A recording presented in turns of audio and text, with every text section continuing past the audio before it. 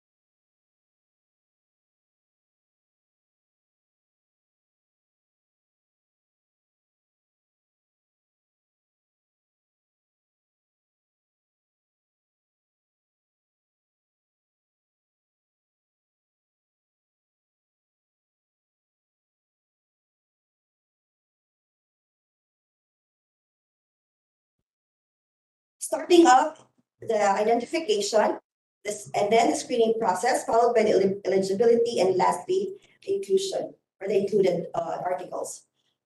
Here in the preliminary article search, there were 516 articles registered.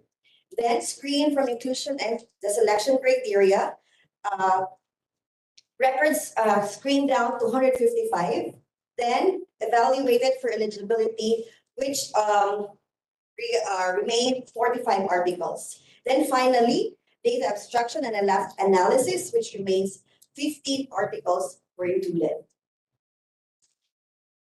So for the themes, we have here 5 themes that have been developed. Reports that are directly related, that able to give answers to the research question, were tabulated and a thematic analysis was performed. There were 5 themes developed: financial behavior, financial literacy, the personal traits, social and economic environment, and lastly, the life stage attributes.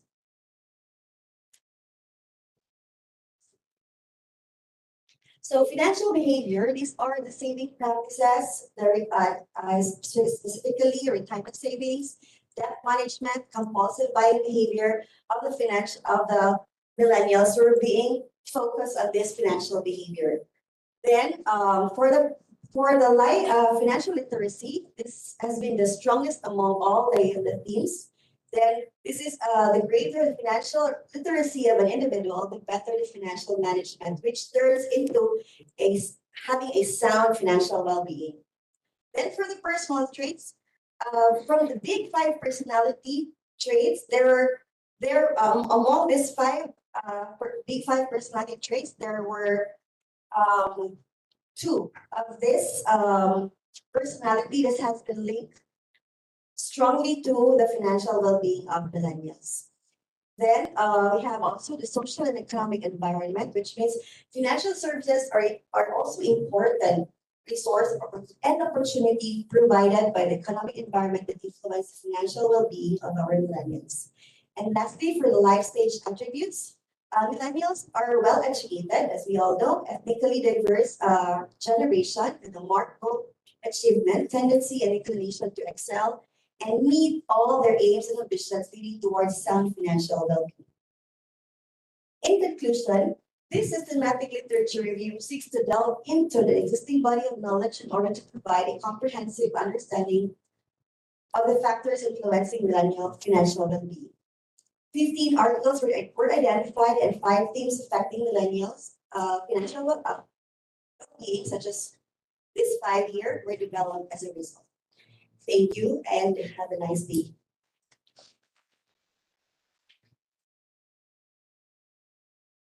Thank you very much, Ms.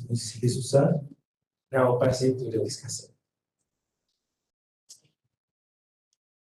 Okay, Maria, thank you very much. Just flying here to attend this conference, this part we have here. So I think this is a good effort from you. Okay, so I think looking at your topic, factor affecting financial well-being of the millennial as a systematic review.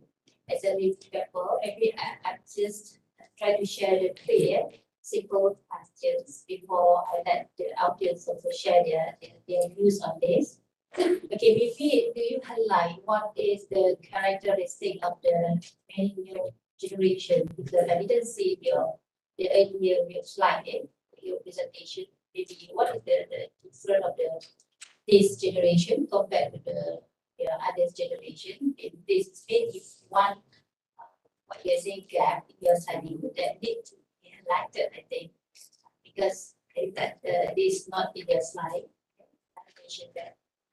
And the other thing is the data screening that you do for this literature review. Do you have a specific range of what you thought during the time? I just didn't include in my presentation. There's a range. It should not be older than 10 years. Yeah, because I think that's very important to see that how your specifically contribute to the body of knowledge. Okay, and then I'm also from your contribution just now.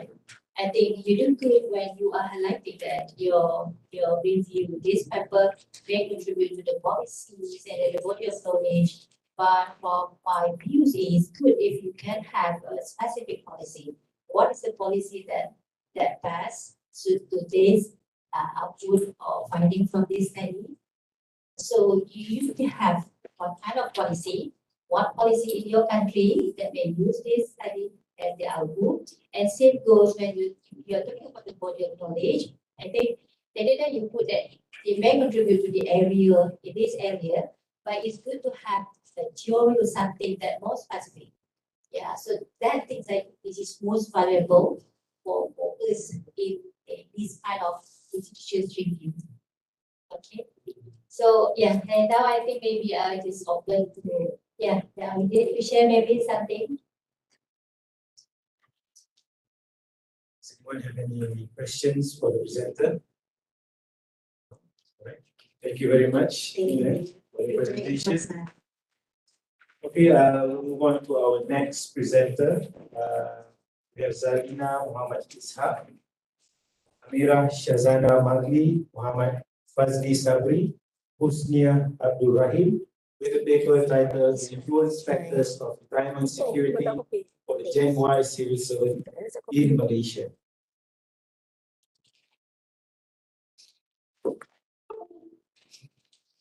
I don't see today that okay today. Đọc kỹ nha. Đọc kỹ nha. Nó lấy mơ tao.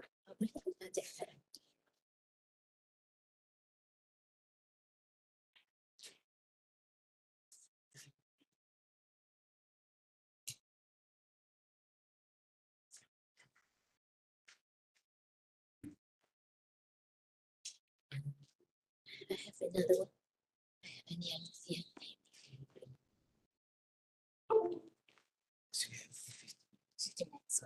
Dari segi usia jadi 12 ini ini sampaikan Sorry. ini beliau Habis awak okay. ini saya akan Harap lah.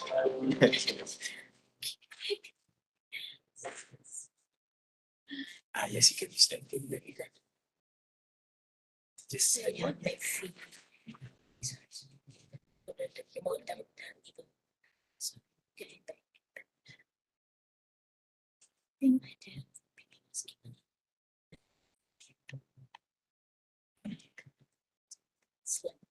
presentation.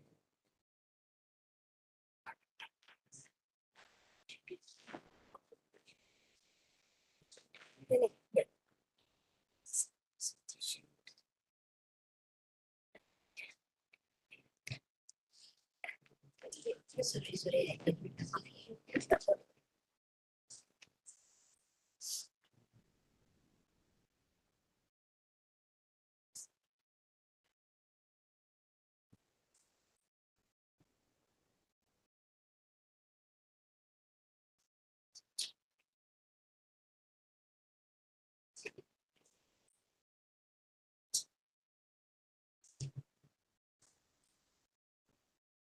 Maybe he will need to email to you. Okay? Oh, okay. I think WhatsApp boleh kat Impress. so I email him. Tak buka Impress ni. Lepas tu Suka the email. duduk kat sini. Don't say anything. Okay. So I and another account here. So another account.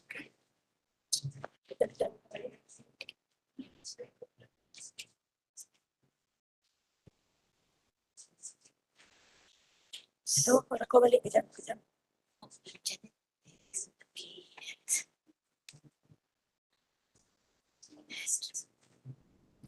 This one is going to change this. Yeah, I'm going to change the admin mode. They do it. So let's find out what admin go to. Add to. Okay.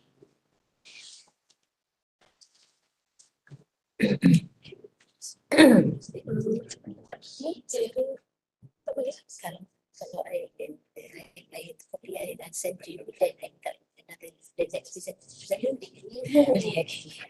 Tak ada lagi. Saya set again. Okay. So putting the ICP check. See.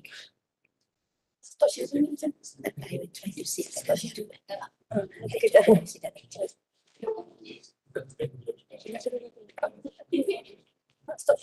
Kena izin tu kalau saya hilang.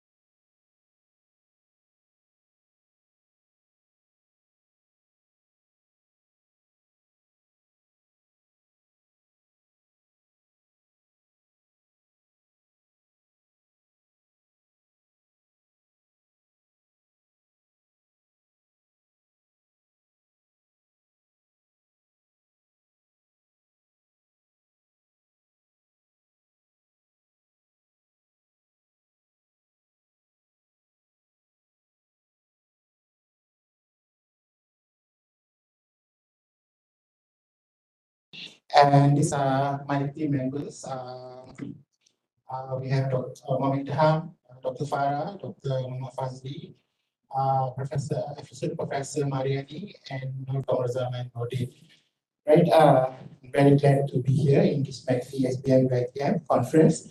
And I'm going to share a paper that we come out with. It's an SRL paper on our review on the Southeast Asian Sustainable Development Goal localization strategy. So basically, we are trying to, based on the PICO, we are looking at the strategies used by the Southeast Asian nation. Right. So the next.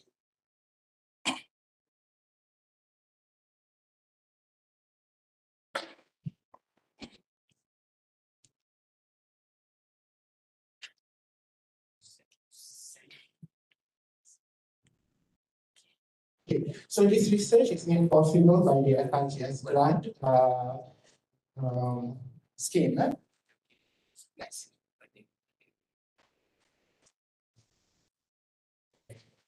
Okay, so before I proceed with the SNR, just some introduction on SDG. So basically, SDG is a program by United Nations to as a progression of the MDS, the Millennium Development Goal, which are very successful at one time for 15 years, but with two limitation. Number one is because it is not cover a lot of people, it's not localized. Secondly, it is not sustainable, right? So in 2016, United Nations introduced the SDGs to as a progress of the MDS, and it support this concept called the whole nation, the whole society approaches to ensure that everyone, especially multi-sectoral, multi-level government, community, businesses, support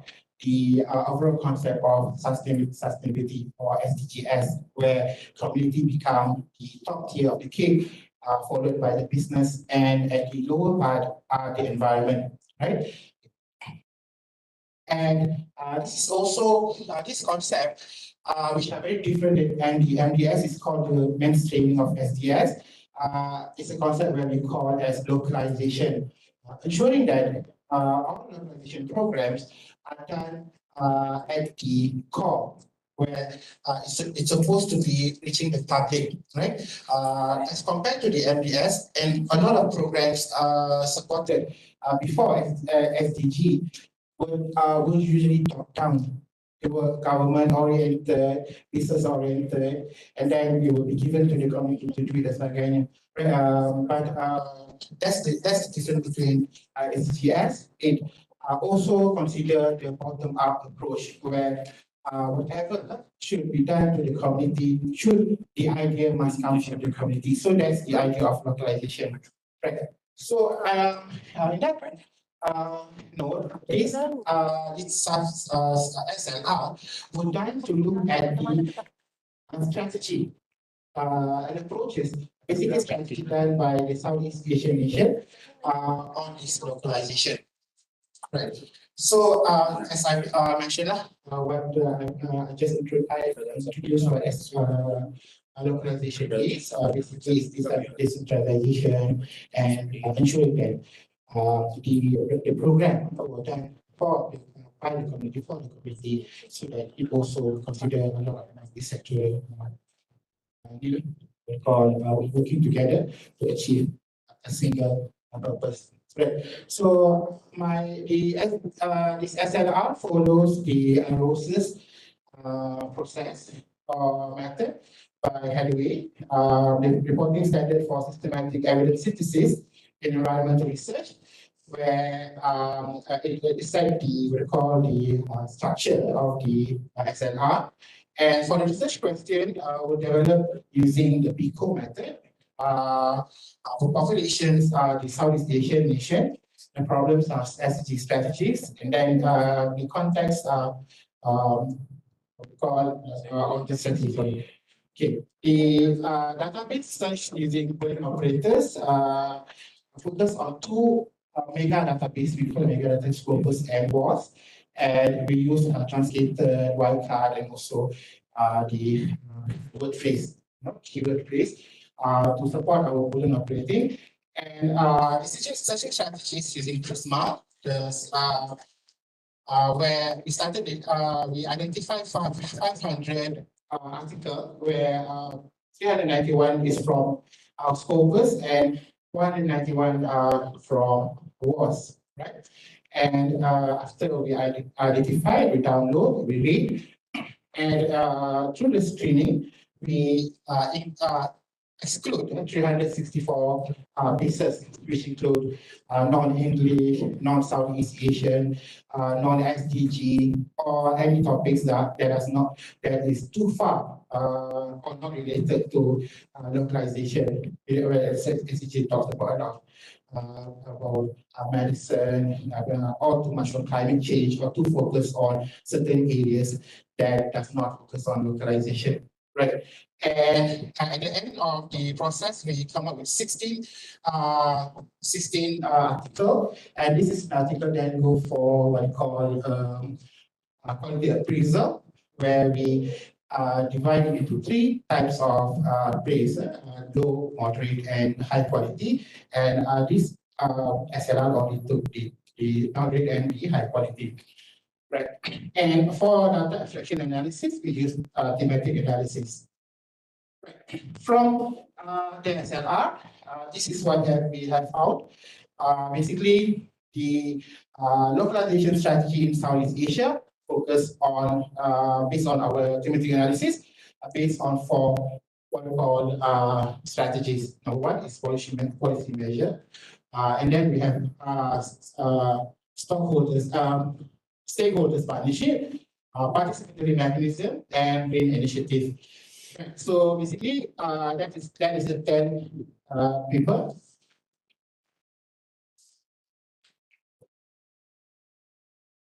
Right, and we have people from Indonesia, Thailand, Vietnam, and Malaysia. So basically, 11 countries in Southeast Asia, only 4 that we can use. So basically, I like to say that this research does not cover the whole Southeast Asia, right? And the what we call the research paper start from 2016 to 2021.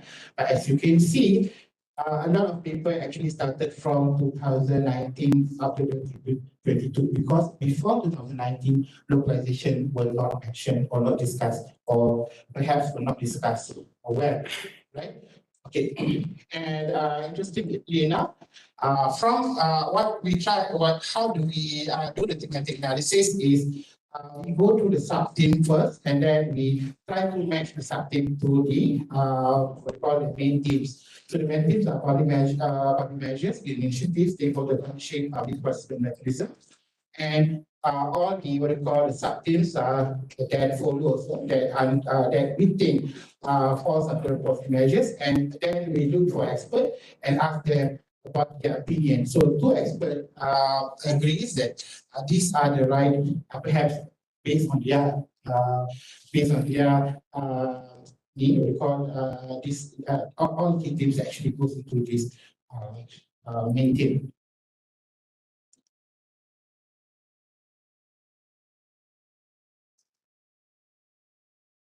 Yeah. Okay. This is the same, no? Right.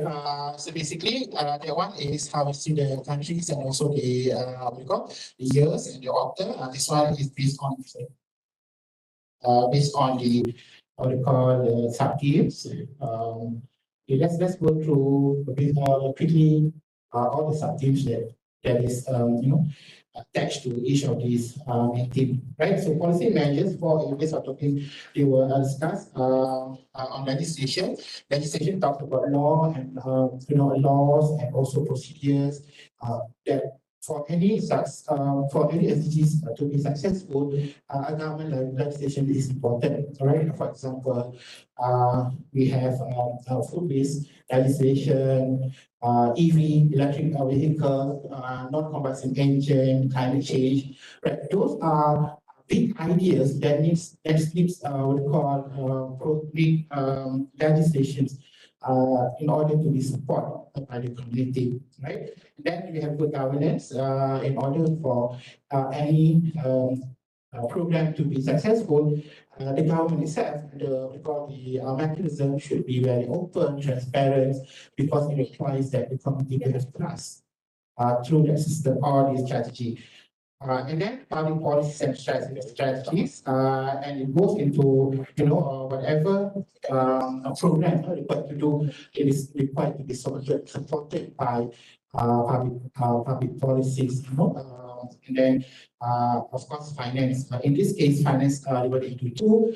Number one, the project requires financing for the government to support the project. Secondly, the community itself need to be sustainable in a way they need to find out. So they have to find ways to gain their own finance in order to ensure that the program works. Okay. Then we have, these are also the focus in a lot of Southeast Asian countries, where a lot of programs are focused on green initiative. And why do I send this paper into Macfea? Because of this.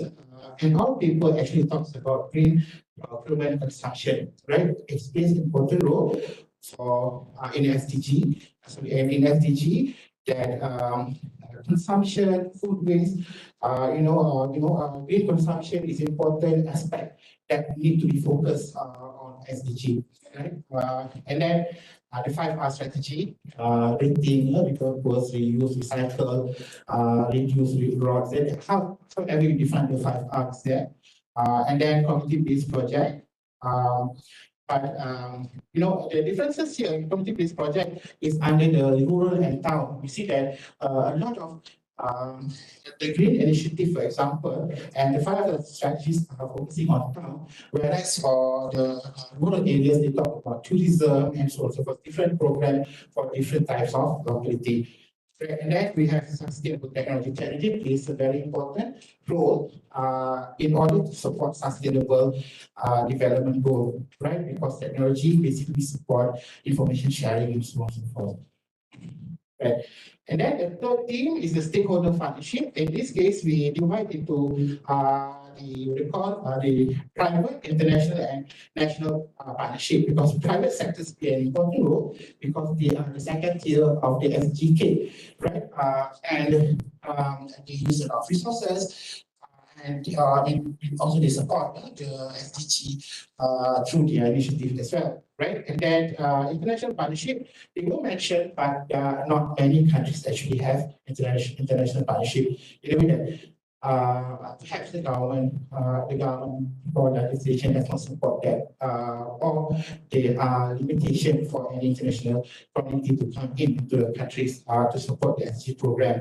And then a lot of national partnership actually talks about government government cooperation, government to government, from the state government to the the municipal government and from the municipal government to the society, right? We also put education under stakeholder partnership because education in a way that we see that a lot of the awareness, the understanding of SDG actually goes through the university, school, and so on and so forth because they were, meaning the point of where awareness or understanding of the SDGs is given to the community through education by the university. That's why we put it under stakeholder partnership.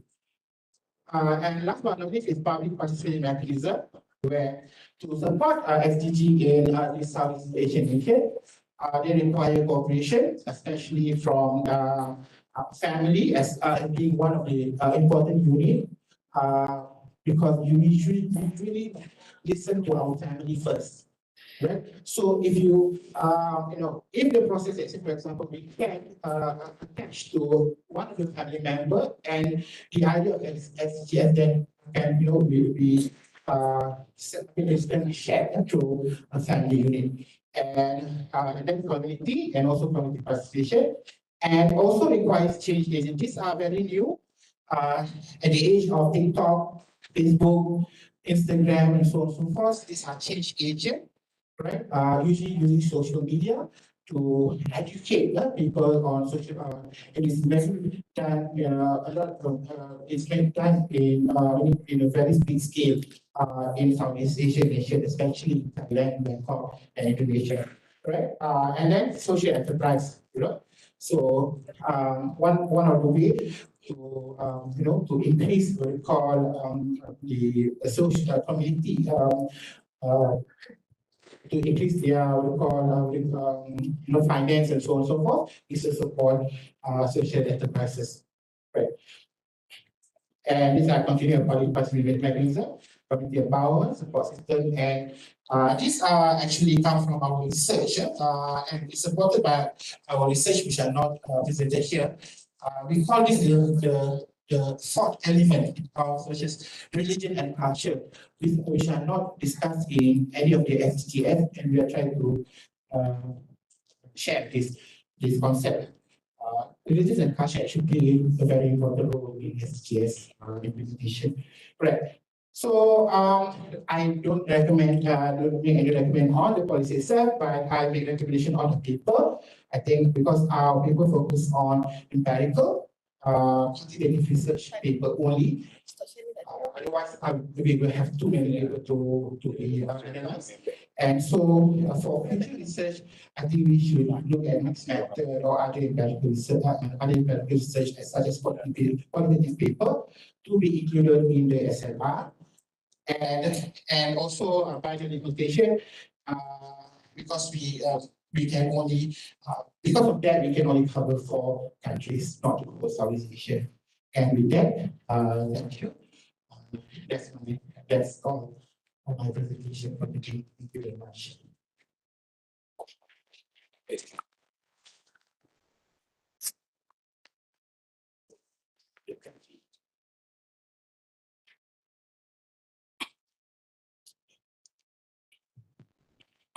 Okay, yeah, Mr.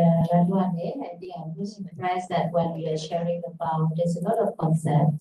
They're talking about localization strategies. I think that is very important for us in case that all a lot of issues, environmental issue, those things that we developers 17 SDGs. Okay, so actually I'm surprised for all those concepts that you're sharing just now. But maybe for the because I also understand this is come out from the GNS. So how that call things is that you are come out with different framework or something that conceptual mapping something related to this. Right. So for the FRGS, we are building a framework for it, but the SLR is actually just providing some insight for us to come up with the question for quantitative and quantitative research. But And for the FLT, the title itself on localization, we try to come up with a framework to support obviously to support localization process in whatever countries using different words. But so the SLR actually give some ideas on what should we look at in developing the framework. Yeah, if you get to the title itself, I think we are more on the macro science. Can we bring into the more, I mean, can we apply this to the micro level, how do they think? To the I mean the micro level aspect of this concept. Yeah. So when we talk about localization, we are talking in basically in general, right? But the limit, of course, as a researcher, we have our limitation, right? Yeah.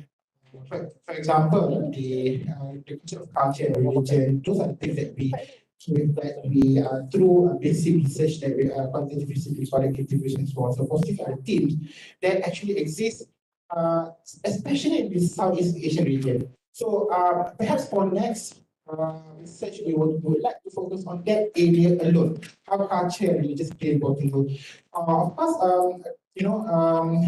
this localization will be too general, but perhaps other researchers can look at this. Yeah, because when you talk about the strategies, I think you can do more deeper into the micro side, Yes. the best. Maybe you may choose, yeah, we have some identities. Actually, you choose, let's say, responsible consumption or something. Maybe you can use that strategy. Oh, yeah. Because there are 72 strategies with 164 indicators. In many cases, we see that the whole 10 paper actually talk about these three indicators we call SDGs only. 11, 13, 11, 13, and 17. SDG for all, consumption, and responsible community. But the rest are for this type of research. I think the one is very good. Okay. Thank you very much. Okay. So now maybe I will come to the other illustration. Right, sorry, time is not our side. Can we just proceed with the next presenter? I will call upon again Zarina Muhammad to present a paper on influence factors of retirement security for the Gen Y civil servants in Malaysia.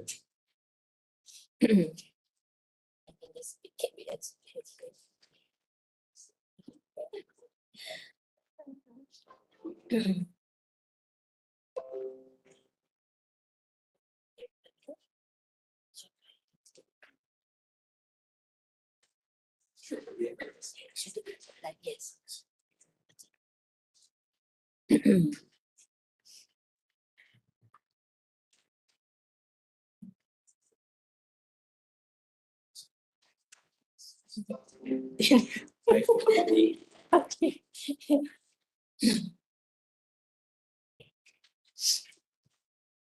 Okay.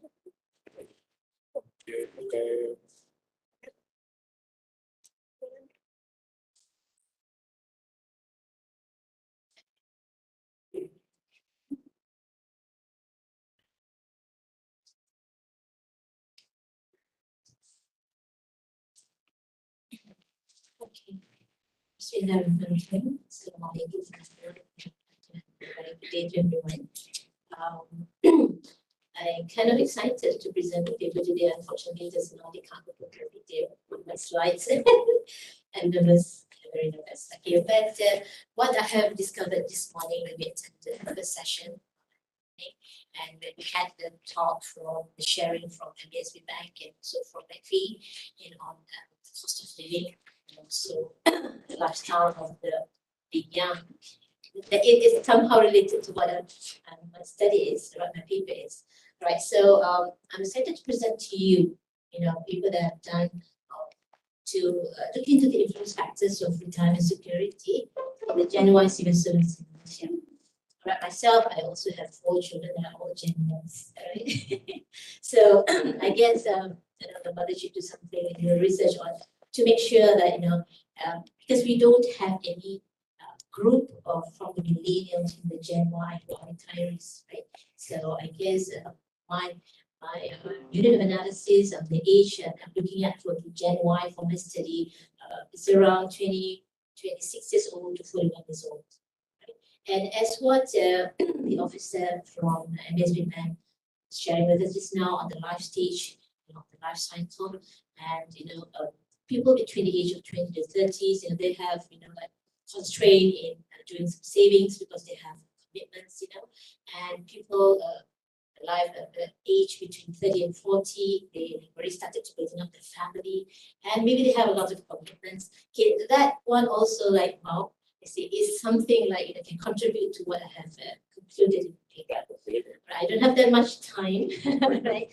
But I'd just like to share with you the factors that I have selected, to determine the retirement security, and looked at the monthly household expenses and also the monthly household income, and also the portion financial advice model mediated by income behavior to determine the retirement security of the achievements. Right?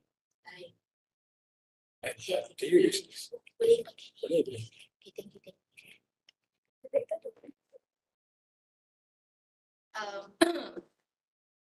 Actually, myself, I'm also a financial advisor. And when I look at this, all right, so I was kind of excited, to know, because I have been going together with Pop, did a roadshow throughout Malaysia.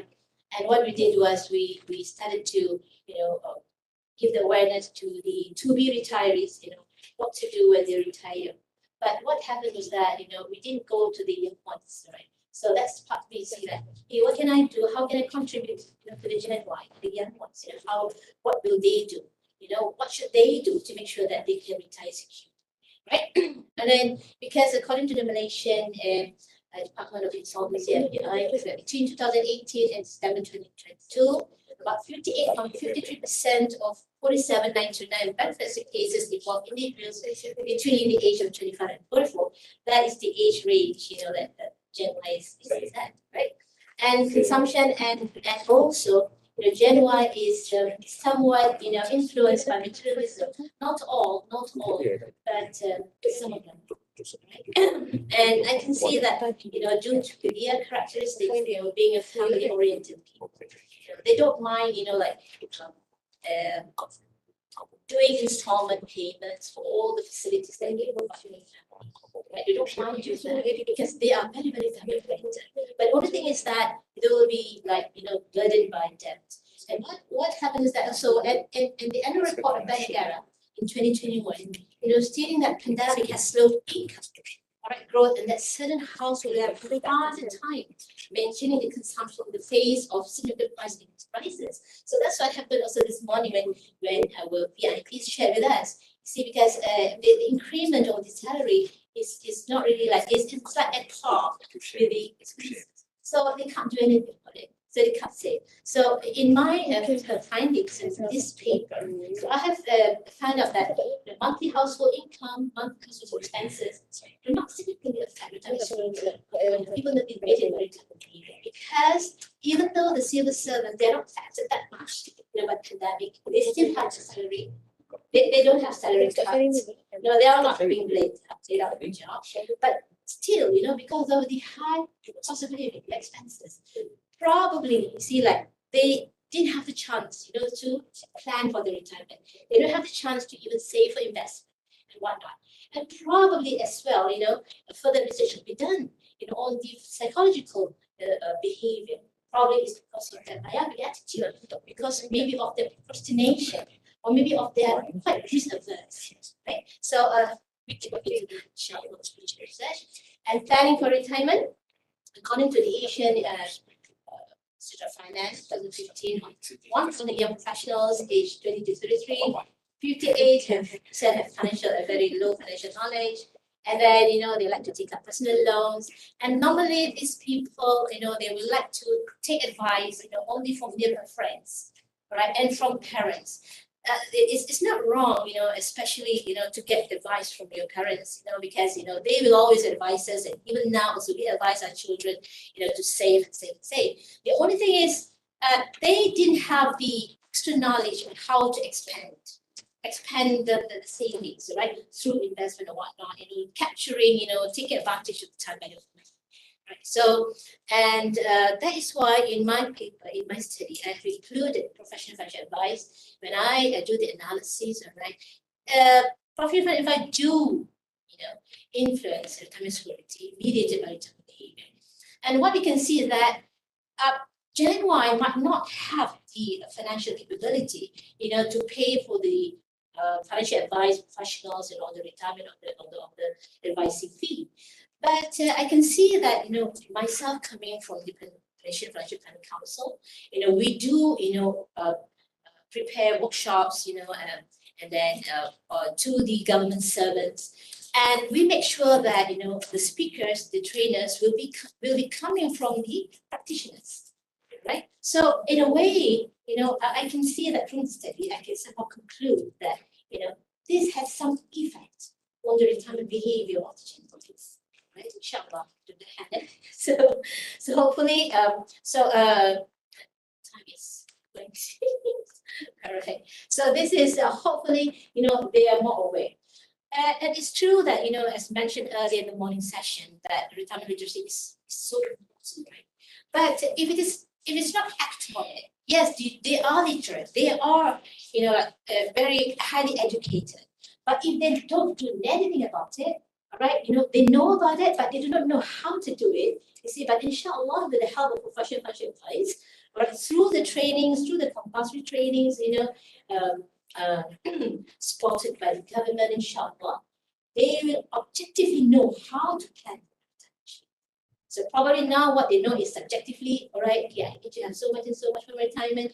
But the scary part is that probably what is in their mind is that they are much, there's so much, rely on their pension when they retire, which is, I think that shouldn't be, the attitude or the belief that they should be hanging on to, because we have a longer life expectancy for many civil servants here in Malaysian people. So the government might be burdened, to pay pension, right? So they might need to shift from a defined benefit pension scheme to a different contribution scheme, right? So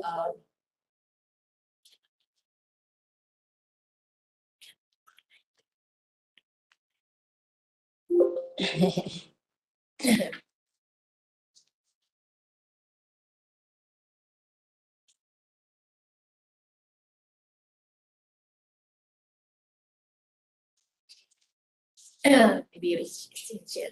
Yeah, it's true that, there's a lot of literature reviews, but there's not much studies on Gen Y. Civil servants say that they do have some studies on Gen Y in general. All right, so then hopefully, I think they will look more research will be done on this, because and then here and in my study here, the data that I've collected, most of the respondents, they earn between 1,500 and 3,000, right? And most of them are Malays, right? So I guess we have seen, right, a lot of people spending money unnecessarily, especially when they got the chance, to be during the pandemic, when they have the chance to exercise moratorium, and also so I guess this is something to let them know, is that things might not be as rosy as it is, even though, right, you are very secure in getting your salary every month, but you need to be very alert on your spending, right? And hopefully, inshallah, with now with the proper savings and with the proper spending pattern, hopefully they will engage, real life advisor, so that they can really, guide them to make the most difficult decision in their lives, especially pertaining to financial. Right? Okay. I guess my time is up. Okay, I have 5 minutes for Q&A. Thank you very much for listening to me.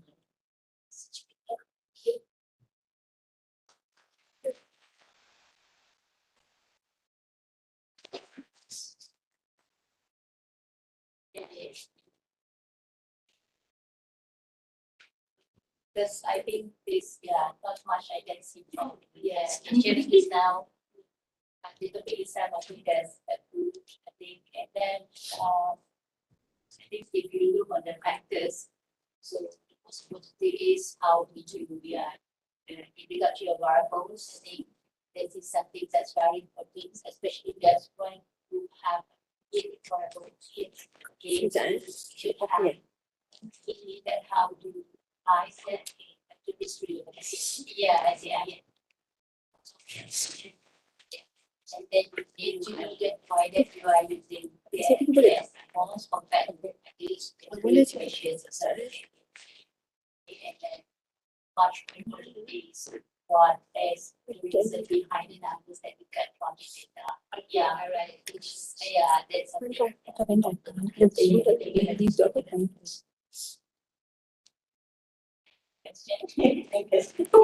you very much. Questions? Anyone has questions? Yeah, thank you very much. Thanks very much. Thank you. Okay, we move on to our final presentation for today. We have people from Nur Akilah, Amalina Jafar, Nur Hasma Sulaiman, Muhammad Rizwan Sabran, Shamsul Azhari, Zainal Badari, with the paper title Development, Validity and Reliability of Questionnaire on Psychological Factors of Organic Food Consumption among Malaysian Adults.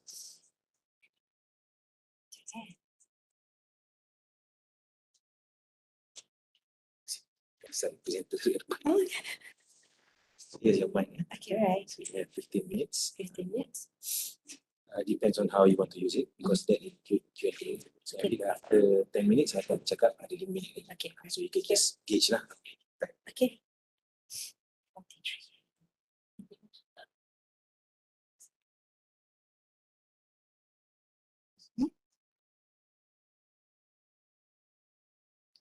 Này.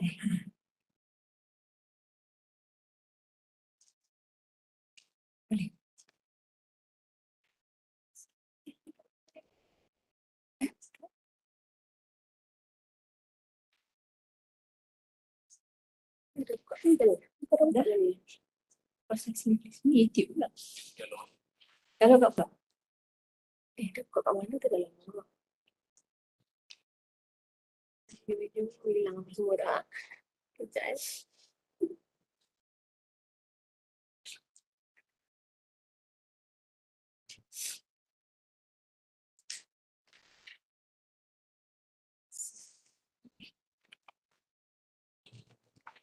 Kalah yang tu dia. Nak pakai. Saya buka Google ni.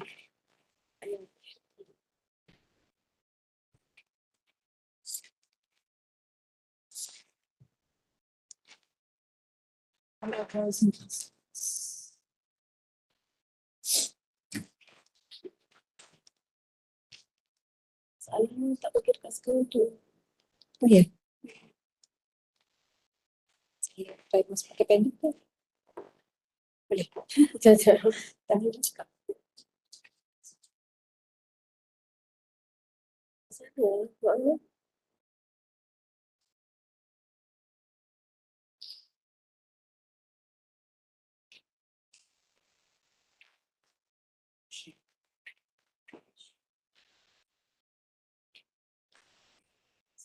Dekat sana tak keluar. Sana. Share screen. Kat mana saya sebenarnya? Nak screen kat mana?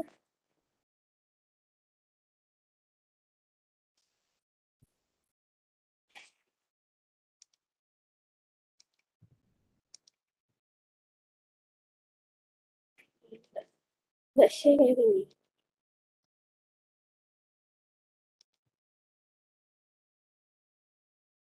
Nak tutup satu ni. Tadi.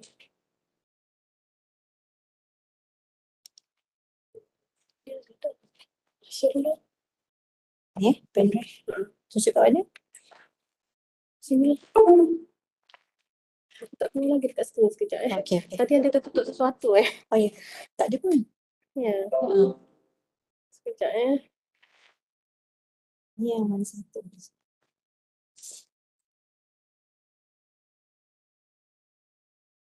Nak share screen dulu idea. Jangan idea. Okay. Screen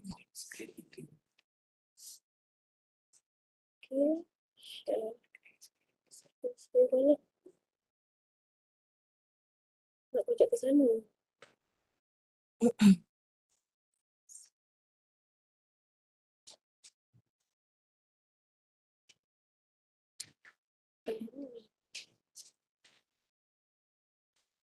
Ya, tak keluar lah.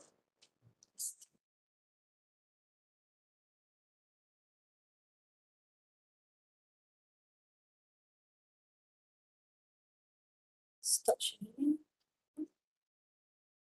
Tapi dah copy mukanya. Ada, aku perlu buka pendrive ni. Toshiba.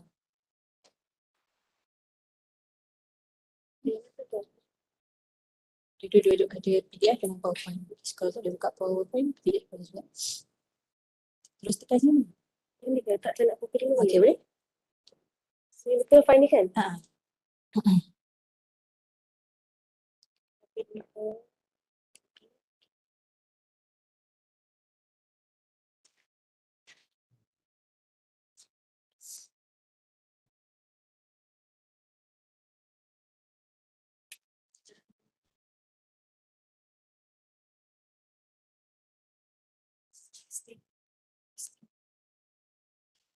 Yang mana tadi? Yang mana tadi? Ni Ni.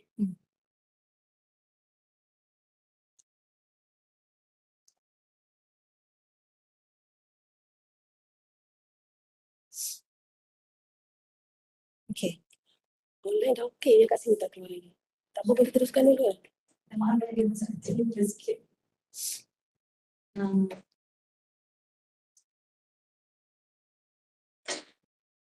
Share ke screen dulu macam mana? Ni, kita tekan. Lupa lah. Tempat dosik ni dah. Tak dia nakkan double net screen. Screen ni.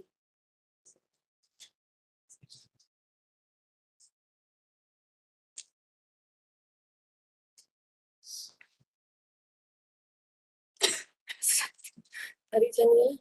Okey. Okey, awal saya. Dia tak boleh tu ke? Dah tukar. Tak on. Tukar dah tadi, dah tukar.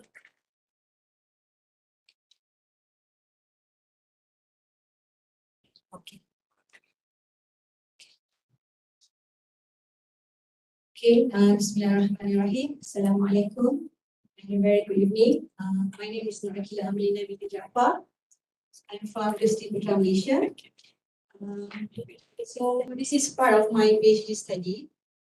I'm going to present about the pilot study of my PhD research. So my topic is about food. I think it's very much related to all of us.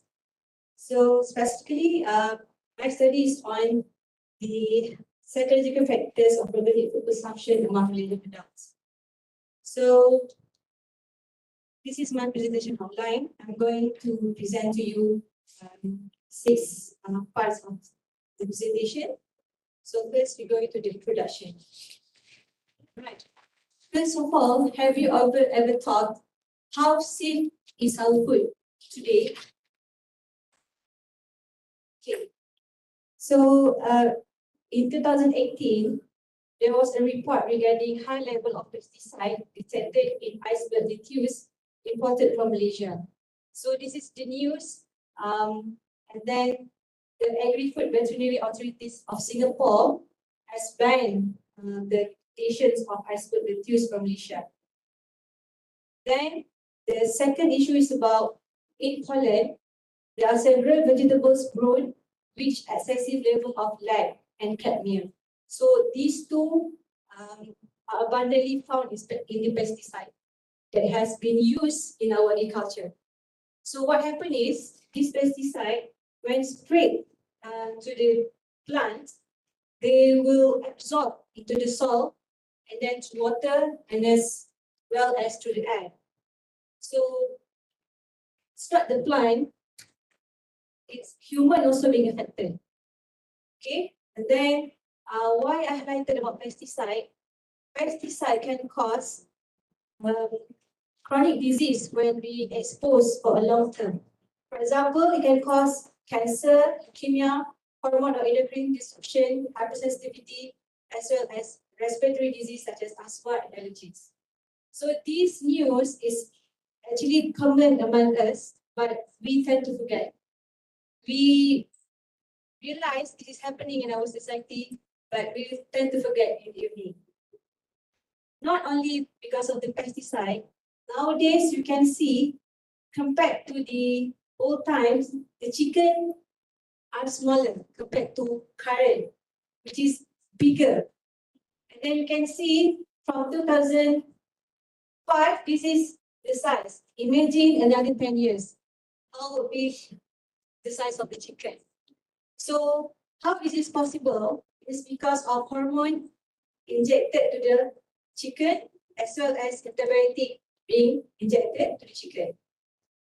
So this poses a lot of health issues. For example, in women, there is raised cases of polycystic ovarian syndrome. And then this is quite recent finding from Ahmad 2017. And then the long life exposure to meat high in estrogen also can cause hormone-dependent cancers, as well as antibiotic-resistant bacteria that is commonly happen nowadays. Okay, because of that, it has been reported that people are shifting to more safe agricultural technique, so known as organic farming. So actually in organic, we have two main food categories. First is the plant-based and second the animal-based organic. So how these food differ from the conventional method? In organic food, there is no use of synthetic chemical based on pesticide and fertilizers. And there is no genetic modified organism. In animal-based organic food, there are no antibiotics, GMO as well as hormone.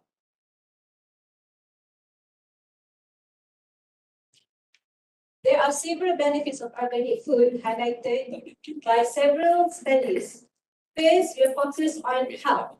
It has been found by several studies where organic food contains higher antioxidant, and these high antioxidants could benefit into anti-inflammatory ingredients.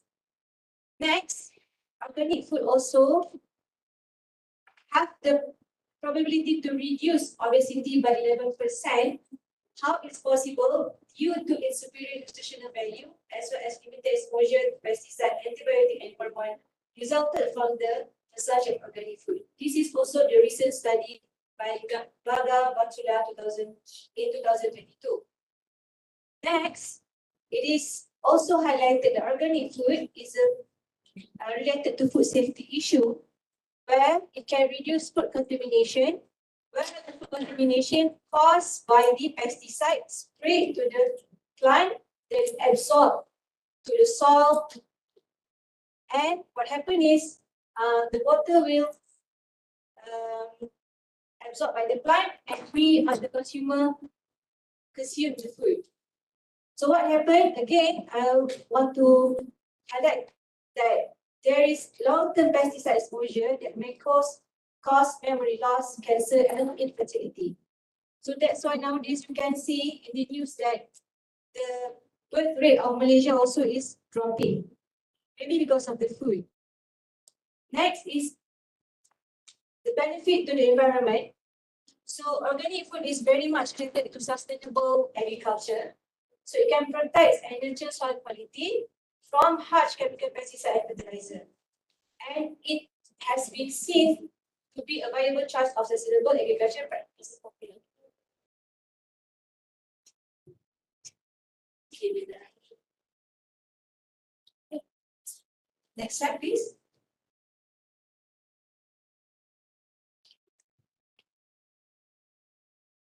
Okay, so these are the problem statements of my research. So there has been reported that the global sale of organic food has been increasing tremendously, which is there is an increase of 18 billion from 2002 up to 2019. And there is increasing demand in developing countries, including Malaysia, where the demand is expected to rise by 12.4%. But in Malaysia, research has found that there is some intention of organic food consumption, but actually Malaysian adults only consume organic food. A recent study by Hitchman, only 38.52% of the respondents in Malaysia stated that they buy organic food sometimes only, and only 30.9% buy organic food regularly. So what has caused this? Possibly, other than high price, there is issue of trust in organic food labeling, certification, and control in Malaysia. As you can see here, there are abundant of organic food logos in Malaysia. You can see here, if you guys are familiar, my organic, this one is from Ministry of Agriculture. Organic Malaysia is from Ministry of Health. And then these are from the international certification bodies. So people might be confused which one is the most reliable. So that would cause they do not trust the level of organic food. So the literature review that we have done before we start this study. So there are a lot of theories that has been used to study the consumption of organic food among the population, especially the adult. One of it is the self-determination theory, social comparison theory, as well as PPB. Among these theory, the most common use is the theory of brain behavior. But the research gap is, even though there are a lot of studies using TPP, most of the study only focus on the intention. There's no focus on the actual behavior. So that's why in this study, we aim to develop and validate a questionnaire to assess the intention as well as actual behavior, along with the additional factors of trust to be incorporated in the psychological framework. So the methodology is, first, the study design is cross-sectional study, which has been conducted in 2020. So the duration of the study is 1 week. It involved 190 respondents. So next, the questionnaire development, it includes the main concept of the TPB, which has been adapted from previous studies. And this questionnaire available in Malaysia, in Malay and as well as English. This questionnaire, is pre-tested among 5 expert panels. Okay, this questionnaire has been distributed through Facebook and then linked to Google Form. So what we do actually, we use Facebook as the medium where we created a special page to intercept the consumer using Facebook ads. And then after we gather the data, we analyze using SBS 20, holistic analysis, and also EFE. So moving on to the result discussion. So the background of the respondent, majority were women, and then most of the respondents are young adult, and then they possess higher degree education, and then kind of balance between married and single, and then high earners with 1,500 at least income, and then with respondents no presence of chronic disease as well as healthy BMI. Okay, in terms of races, it follows the distributions of the national race distribution, where has been dominated by the Putra. And then actually this is the region where which respondents stayed. Most of them stayed in the central region of Malaysia. So this is the result of the EFA. For attitude construct, we found that this attitude measured by 3 sub-factors. First is the health concern and food safety concern as well as environmental concern, which means people that have the high intention of organic food usually possess this kind of attitude. Next, the result of subjective norm. So all these questions which are adapted from previous study is reliable. And then for perceived behavioral control, that refers to the capability of the individuals to buy food in terms of the price as well as the availability of the food. And then this is the additional trust that we want to develop and test.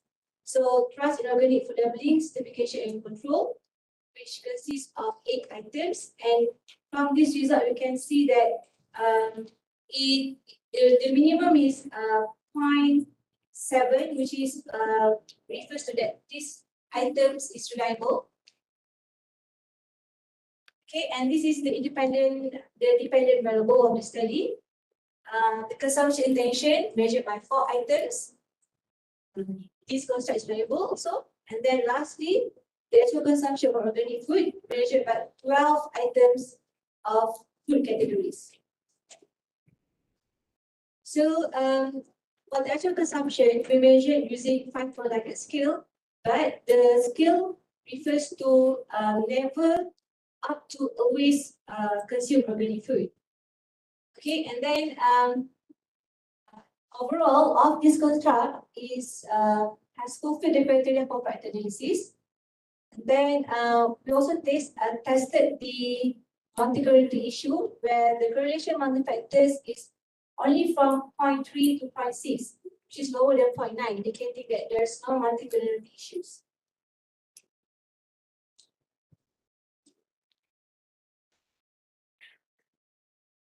Okay, I think the last slide. Okay, this is the last slide.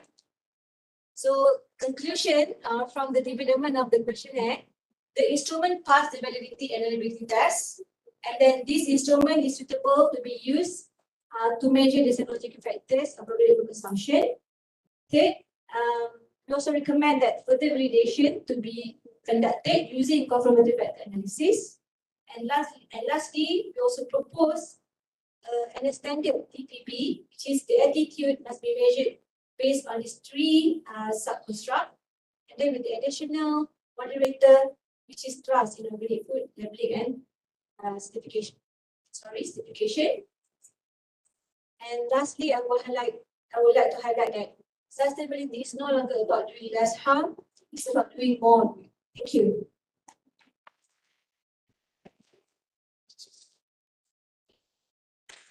Okay,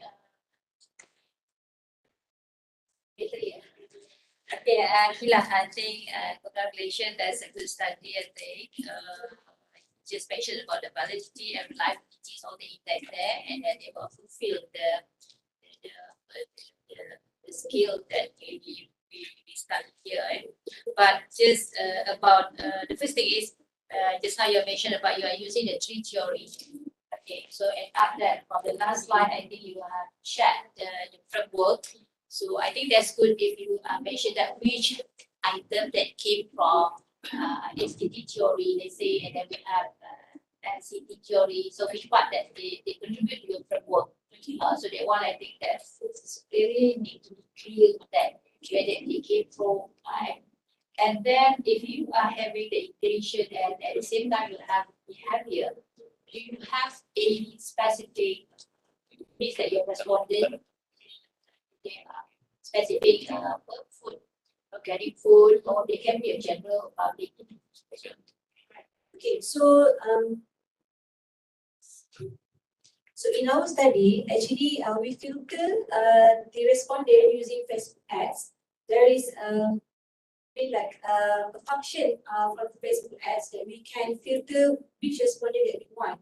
For example, we can also specify in terms of zoning, as well as in terms of we can click on filter only respondent that is have interest on organic food. So from that, usually the Facebook ads intercept using the algorithm in the Facebook, they will only targeted based on our cultivation. And then we will again filter using the Google form. We again ask, have you ever heard about organic food? So if the respondent answered no, they will directly add to the end of the questionnaire. Inclusion. Yes, inclusion criteria. Thank you very much. Thank you. Okay, with that presentation, we end this particular parallel session, and we have another 2 sessions again. This room will be continued by another chair and other discussant. So thank you everyone, especially the presenters, for the future, inshallah. Then thank you again, presenters and participants. Thank you.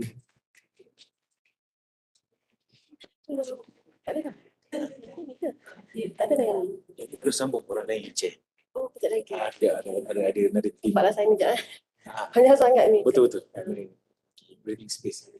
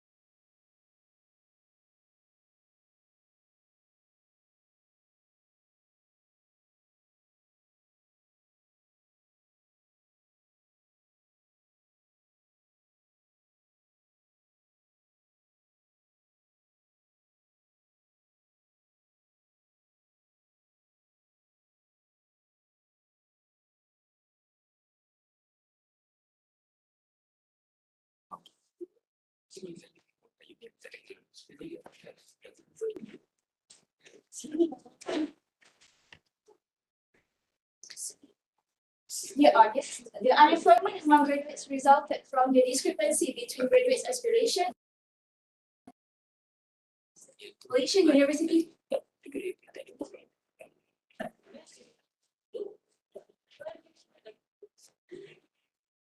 Design.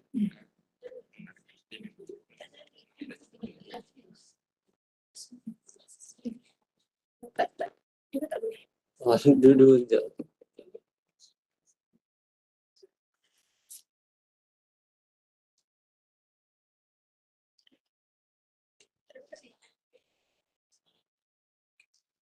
Tadi dia suruh datang dalam bag.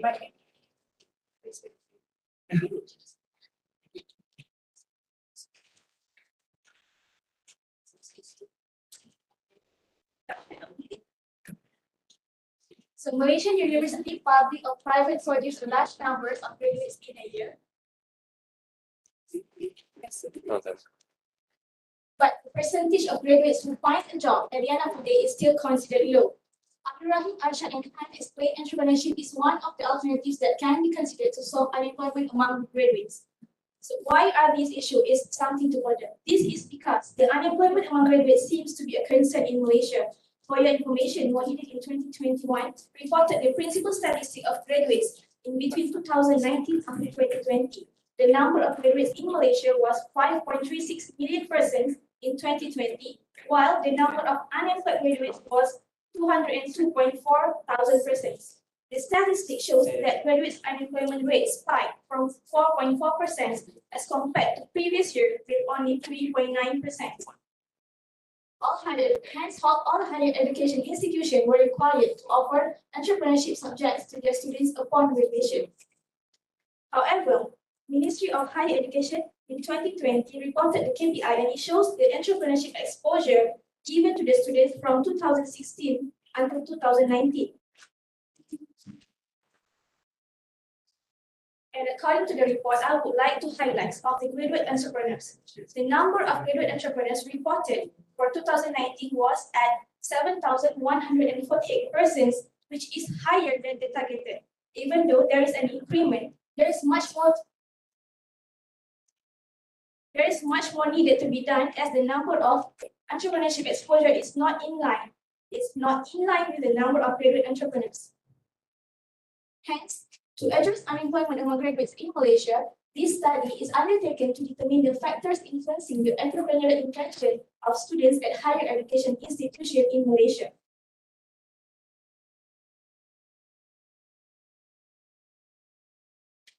So for literature review,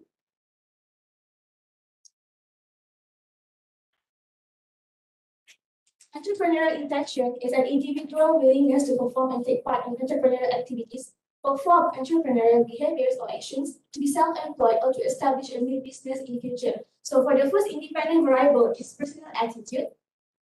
The study was carried out in 295 undergraduate students taking business administration related courses at university in Taiwan, and indeed it shows that entrepreneurial attitude orientation influences an individual's entrepreneurial intention. And another study by Shamsuddin and others in Unitan Muazzam Shah, as the student personal attribute increase, there is less likely they would venture into business and become entrepreneurs in the future.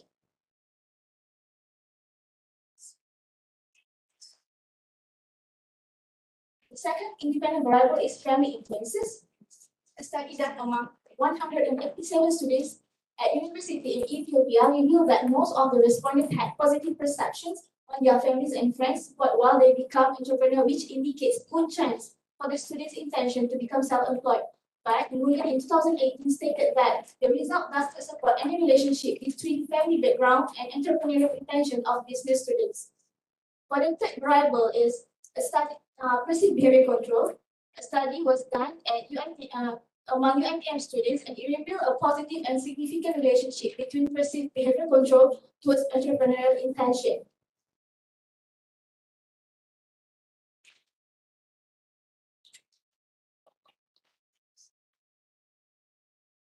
So this is our research model. The independent variable again consists of personal attitude, family influences, perceived behavior control, and the dependent variable is entrepreneurial intention.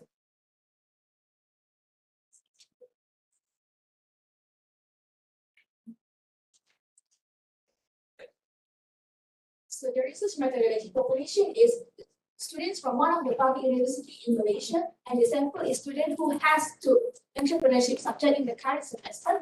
We use convenience sampling for our sampling technique by using electronic qualifier, and the data analysis uses PSS 21.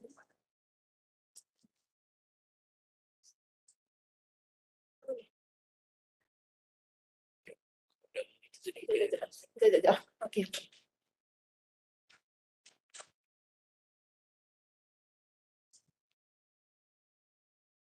So this is the result and analysis for the respondents profile. Most of the respondents were female, the age between 21 to 23 years old, and most of the respondents were from UiTM Shah Alam, and the rest from UiTM Puncak Alam and UiTM Puncak Perdana.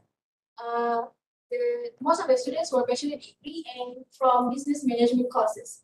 So next is the business background of the respondents. 58% of the students say that they have involved in business previously, and 62% of them have intention to start business. Meanwhile, 53% of the students say that they do not have any family members that involved in business.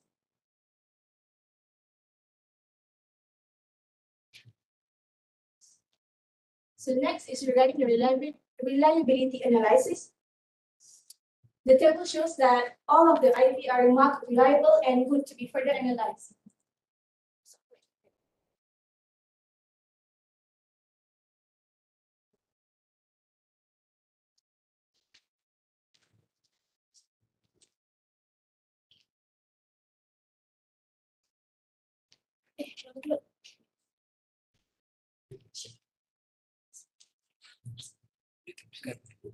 Tekan tengah eh.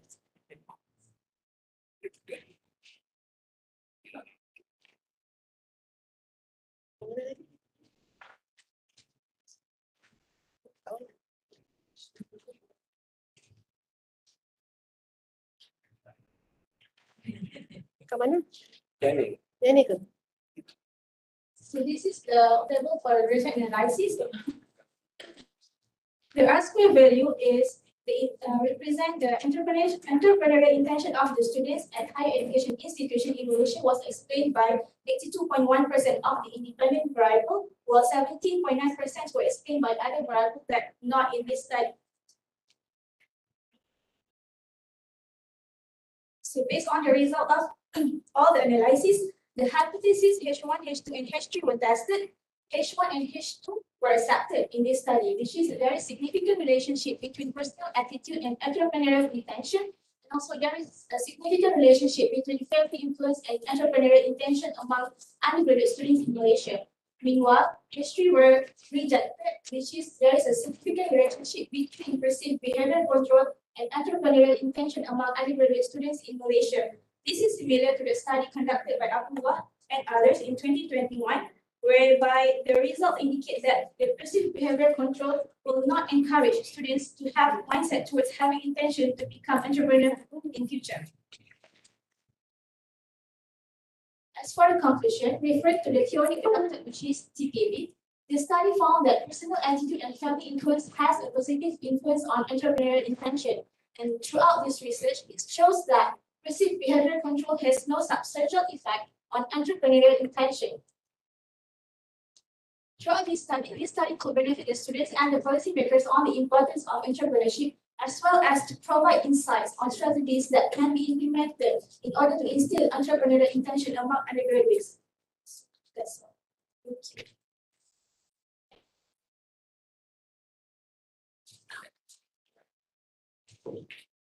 So now we open to discussions.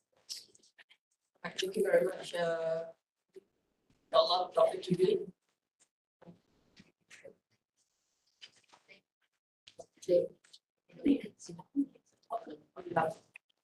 this is very detailed related to entrepreneurship. But again, your findings does not support the thoughts that behavioral control has that significant relationship to intention towards entrepreneurship. So what would be the reasons for this? Because as similar to the another study, but the justification was not there.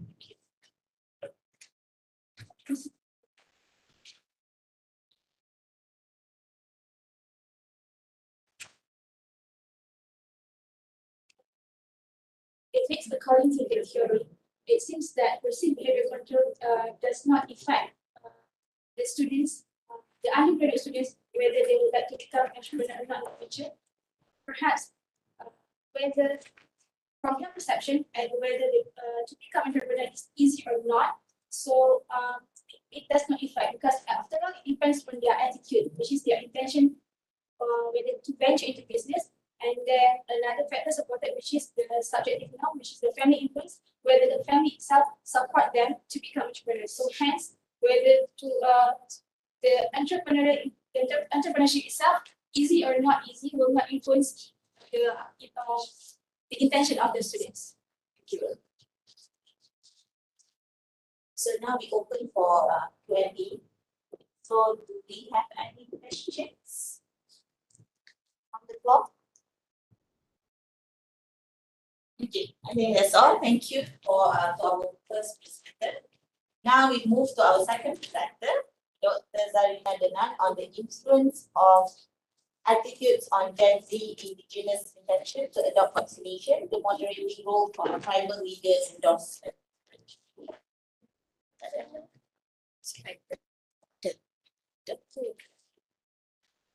Vaccination ni.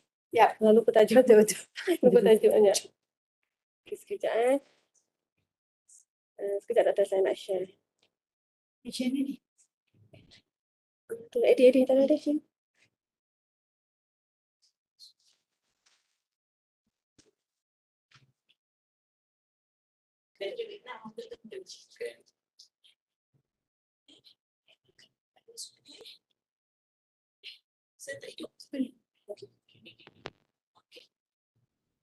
Assalamualaikum warahmatullahi wabarakatuh, and very good evening.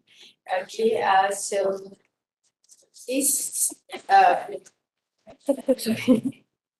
this research is actually a preliminary research.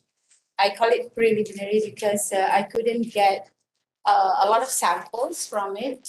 So this is a research supported by grant khas penyelidikan from RMC. Actually, I got this grant. It was in 2020. You know, I think after pandemic. So and it is very challenging because my study is on the indigenous of Malaysia. Okay, and at that time we couldn't go anywhere, so it becomes tough on us, and we had to postpone our collection of data. Alright, and then I think we sent a request in 2021. We had the permission to collect data, but we couldn't go and see and face the respondents. 3 times we asked for permission from Jakwa Selangor. All right, and at last because I have to come up with something, and then at last we reach out our academic unit BHGA for data of indigenous students in IPM. So later on I will tell you about this. All right, so we decided, so this is preliminary, the influence of attitude on Gen Z indigenous intention to adopt vaccination with the moderating role of tribal leader endorsement. Okay, all right. Okay, so this is the table of content on introduction, briefly on the review, research framework, methodology, findings, discussion, conclusion, and all right. So on the introduction, so actually, I think Malaysia started its national COVID-19 immunization nationwide in 2021 in February. Right. Our goal is actually to achieve about 70% of the population on the herd immunity. So it is planned to distribute nationwide for free. Yeah.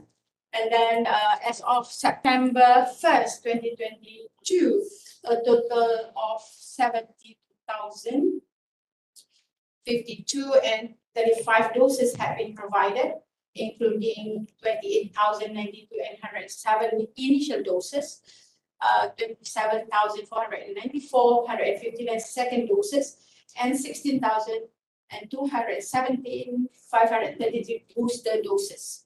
All right. So why indigenous? Why indigenous vaccination?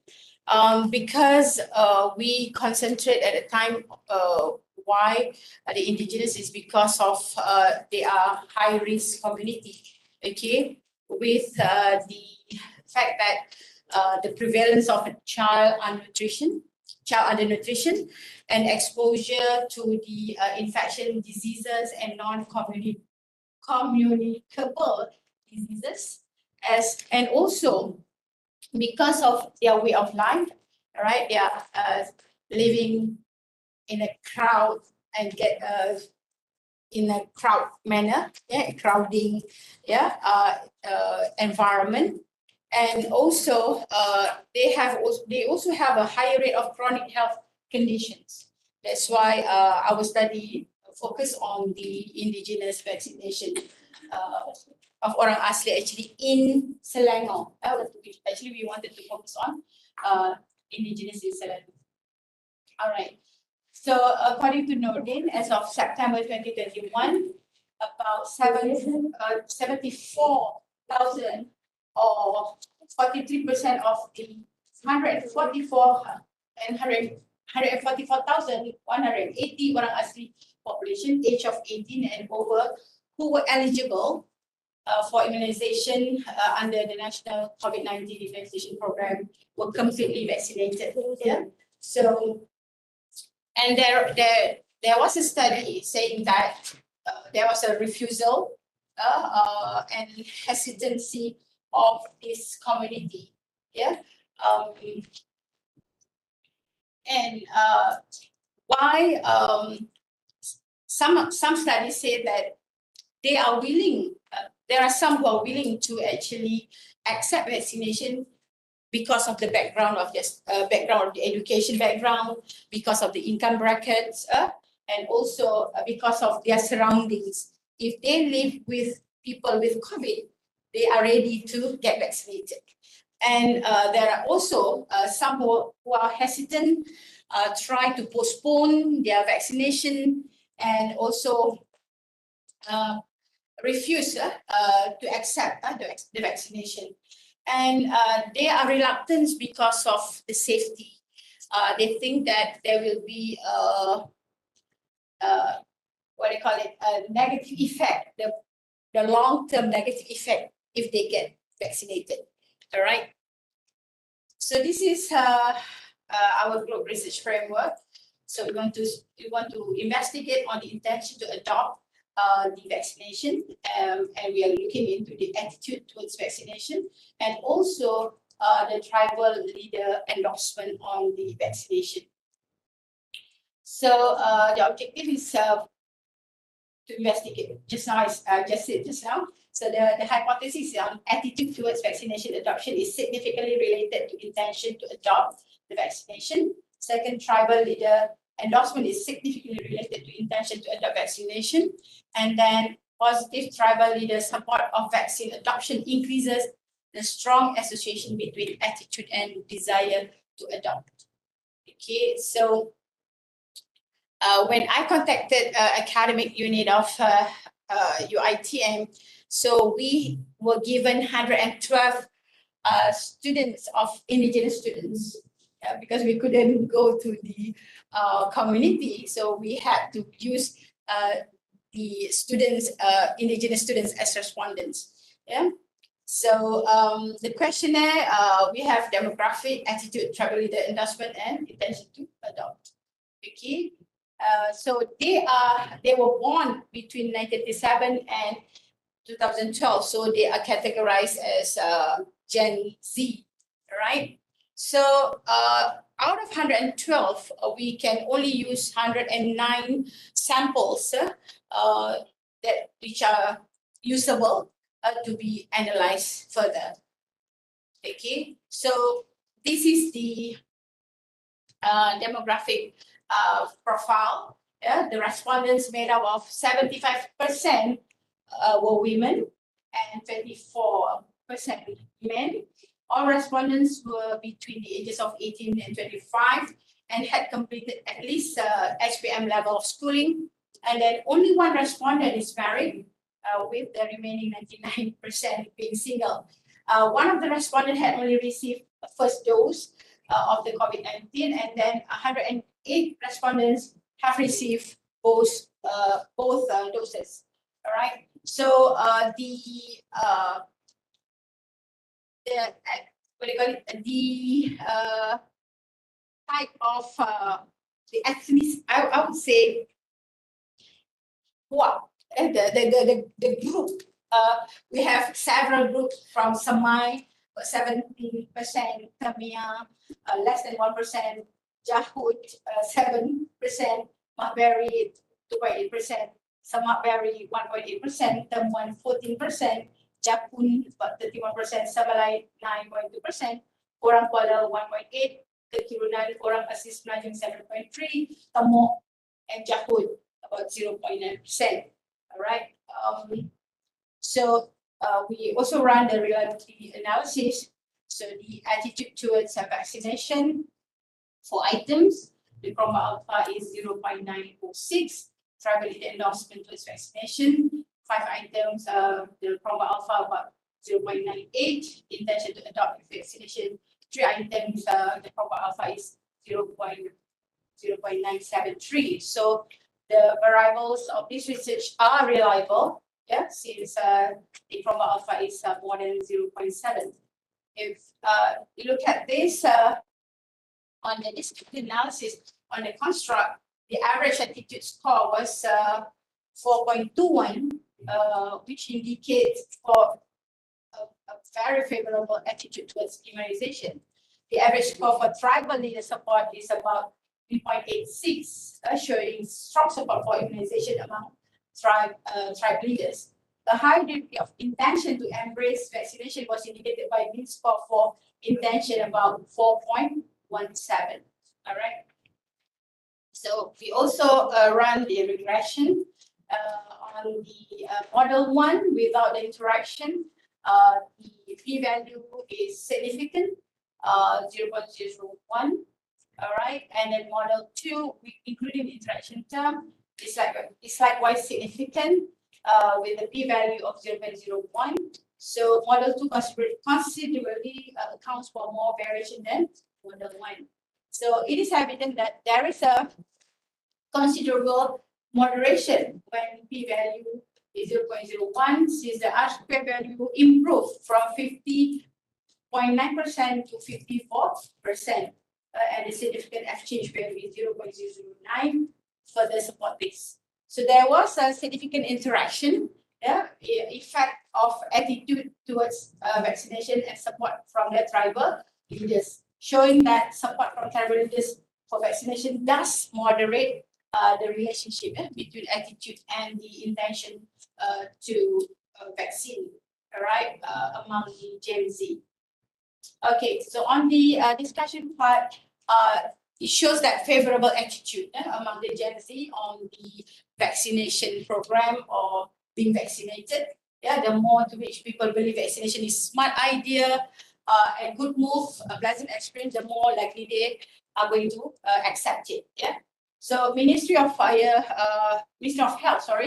has to develop strategies. Yeah. From this, Gen Z natives' confidence that COVID-19 immunization fits well, and they believe that vaccination could be and would have a positive experience with it. So the endorsement of tribal leaders had a significant impact on the strength of the relationship between attitude towards vaccination and intention to adopt vaccination. So from here, maybe the government should prioritize finding ways to increase people's willingness to accept vaccination, particularly in light of the growing concern regarding vaccine hesitancy and refusal among Malaysians. So, for example, maybe the use of Gen Z as ambassador to actually reach out in a reaching out program by the government, by any ministry, to use this Gen Z to attract more of the community, the indigenous community, to motivate them to receive or to accept a vaccination. All right. Okay, I would like to thank the Grant Penyelidikan khas, UiTM grant, for awarding this grant to us. And we managed actually just a few months ago, 2 months ago, managed to collect about nearly 280 samples from not from only from Gen Z, but various age difference, with the permission of Jakwa Selangor. At last, we could see and meet the community. All right. I would like also to thank Jakwa Selangor for that permission. Thank you. Thank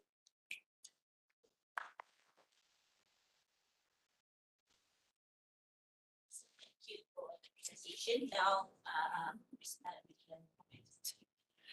Thank you very much, Dr. Zan, for a very insightful discussion. Just one question from me, with regards to the underlying theory. I didn't see any theories that support. I should Right. have mentioned that. I should have mentioned that.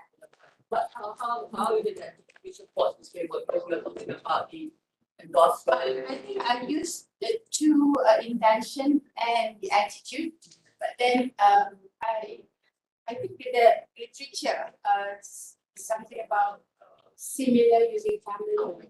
So we use the leader, the tribal leader. Yes. Also to meet the very much Kind of, in the influence of something power figure. So we use the tribal leader endorsement as the moderator. We adopt from another study. Use that as a moderating right. Thank you. okay, thank you, Dr. Do we have questions from the floor? Yeah. Thank you. My question is, so, yeah, so my question regarding the the study is only focusing on sample. Yeah. Maybe my suggestion is you can do a further study based on increased people in conditional pressure, because there is a loss of there. And my question about is there any differences between acceptance of immunization among the group members? I mean, among the group of I didn't do that. But that's a good one. Yeah, I didn't analyze that. Yeah, thank you so much for that. Yeah, thank you. That's a good idea. Thank you. Do we have any more questions from the floor? Okay, so now Thank you. Thank you, sir. to our next session, next presenter. We have Ms. Nur Hafifah Samsudin with the title Factors Affecting the Choice of Purchasing Consumer Goods and Services, a case study in the era of the COVID-19 pandemic. Kak apa tadi? I already give to you. Kak apa? Ke vendor? Kak buka pekerja tu. Kak pekerja. Cik dah tadi. Tak, saya panggil balik ingat ke dah lepas. Dah ada vendor.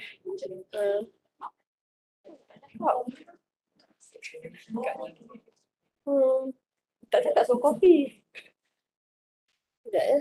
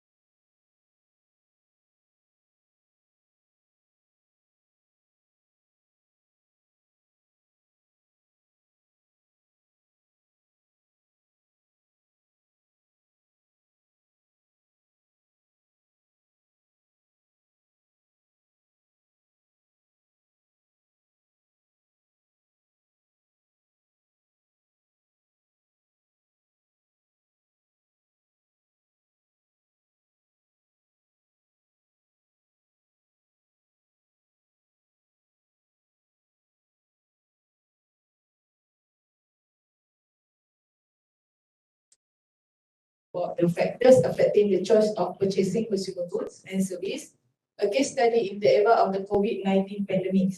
So as we're familiar about the COVID-19 perhaps, so we continue with the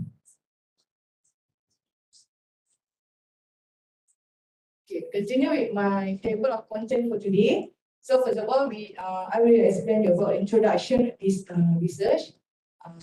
Go on with the methodology, demographic, better consumer choice, percentage of importance, conclusion, and I will open about question and answer. All right, so we continue my slide for today. First of all, it's about introduction. As we know, Malaysian consumer taste and lifestyle change with the times, and the COVID-19 pandemic made consumer taste and lifestyle change 360 degrees. So, add on, globalization and economic globalization have caused a shift in production shift to countries that have the potential to carry out the production. Okay, so the next is about methodology. So the methodology in my research is about descriptive and quantitative using our public survey and Google Form. So in our public survey, we only get 1591 respondent, and in Google Form we get 200 equal to 1791. So our location is all Malaysia, age 80 years above. Total is about 107 and we still include federal territory. So our instrument regarding questionnaire part A until G, demographic, about demographic background of respondent until the choice of factor of consumer choice. So our data analysis is about descriptive and inferential with SPSS statistic version, and I do a factor analysis regarding my result. Okay. The next one is about my demographic profile of respondent. So first of all is gender, female and male. As we can see, female is 57% compared to male 43. And for the ethnic, the highest one was Malay 75, and the lowest was Indian 6.6%. And age is about the highest one is 25 until 30 years, which is 29.1, and the lowest one is about less 19 years, which is 1%. And non-married status in this research is the highest one was married status, 59.4%. And the number of household, the highest one was 1 until 5 individual, which is 76.3. And the highest resident in our research was 60.2 in city, and education was diploma or highest, which is 48%, and position, private sector was the highest one, which is 36.7, and the last one income B40, which is about 3,000, 80%. Okay, the next one. Okay, what the factors that influence consumer choice? Okay, in this research, we already have a several item of the question, and the several item of question too, we already did the factor analysis, and this is the factor that we get after we do the factor analysis. So the first one is social demographic and personal factors. The second one is about social factors, and the third one is value and cultural factors. Okay, I will not explain about my factor analysis process. However, I will explain about the main score of the factor analysis. All right, so next. Okay, first of all, we talk about the social, demographic, and personal factors. Okay, as you can see that my income level influenced me to make purchasing choice for goods and service, which is mean score 3.93. And the lowest one was my personality influenced my choice in purchasing goods and service, which is 3.47. Okay, for all of you can see its total mean score was 3.61. Okay, which is my income level influenced me to make statement had a greater mean score than the other variables, and the sum of this component mean score was 3.61. So this one is result regarding social demographic and personal factors. Okay, next is about social factors. Okay, so they have a 3 statement under these factors, and the highest one was my family influenced me in the choice of buying goods and service, which is 3.36, and the total mean score was 3.24.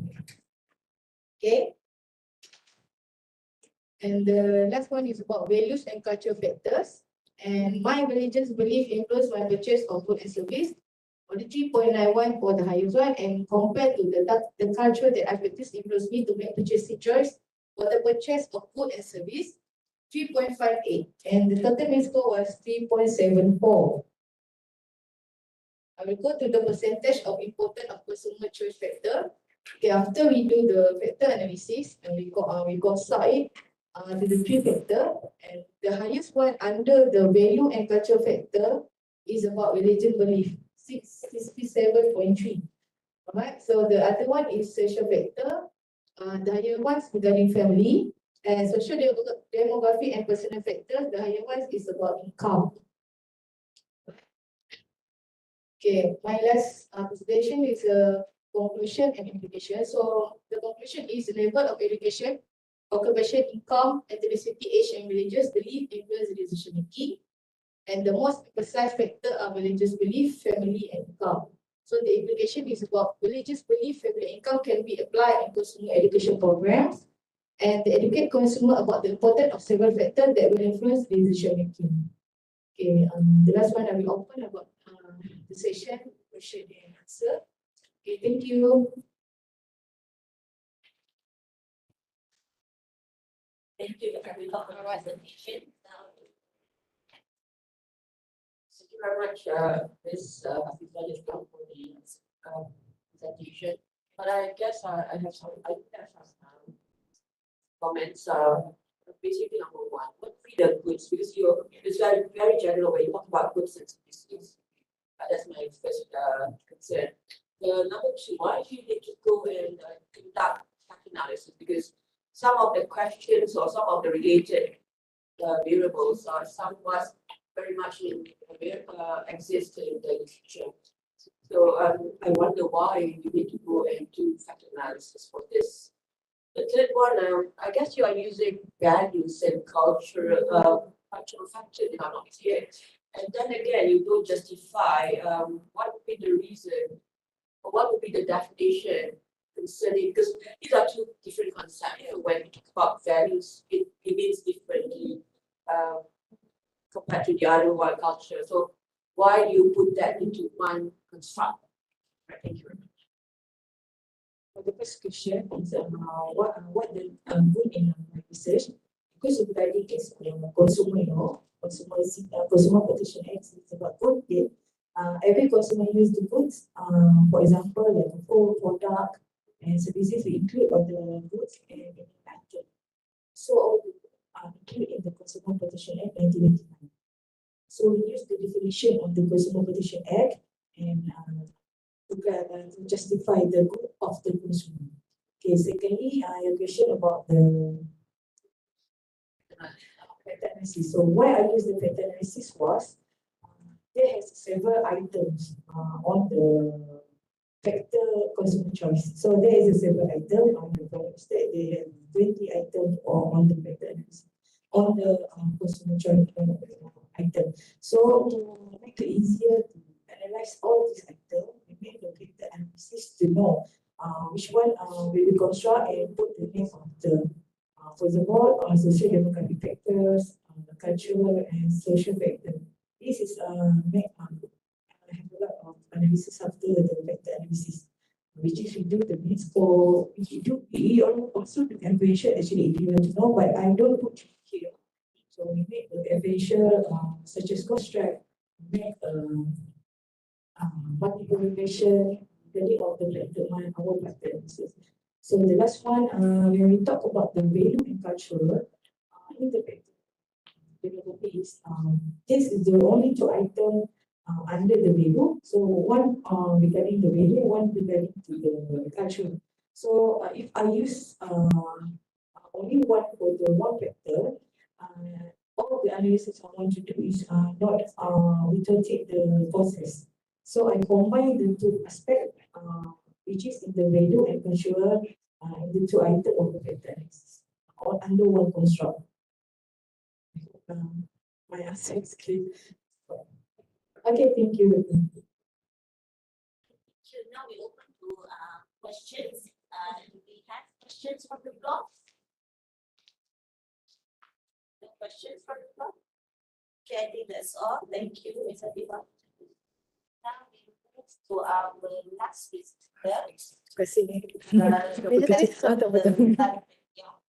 With titles Factors Affecting Consumer Satisfaction of Online Grocery Shopping, the case study of Lotus Malaysia. The floor is yours. I control that je. I control. Jadi I share je.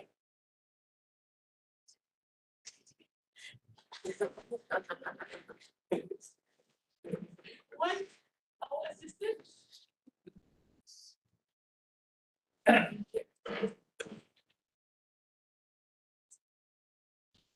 Okay, good afternoon, everyone. Last presenter, last slide, so I hope that I can get your attention. I know it's a long day. Okay. Anyway, this is a presentation on a research done by my MBA student. And we did a research on this title, Customer Satisfaction on Online Purchases, case study of Lotus Malaysia.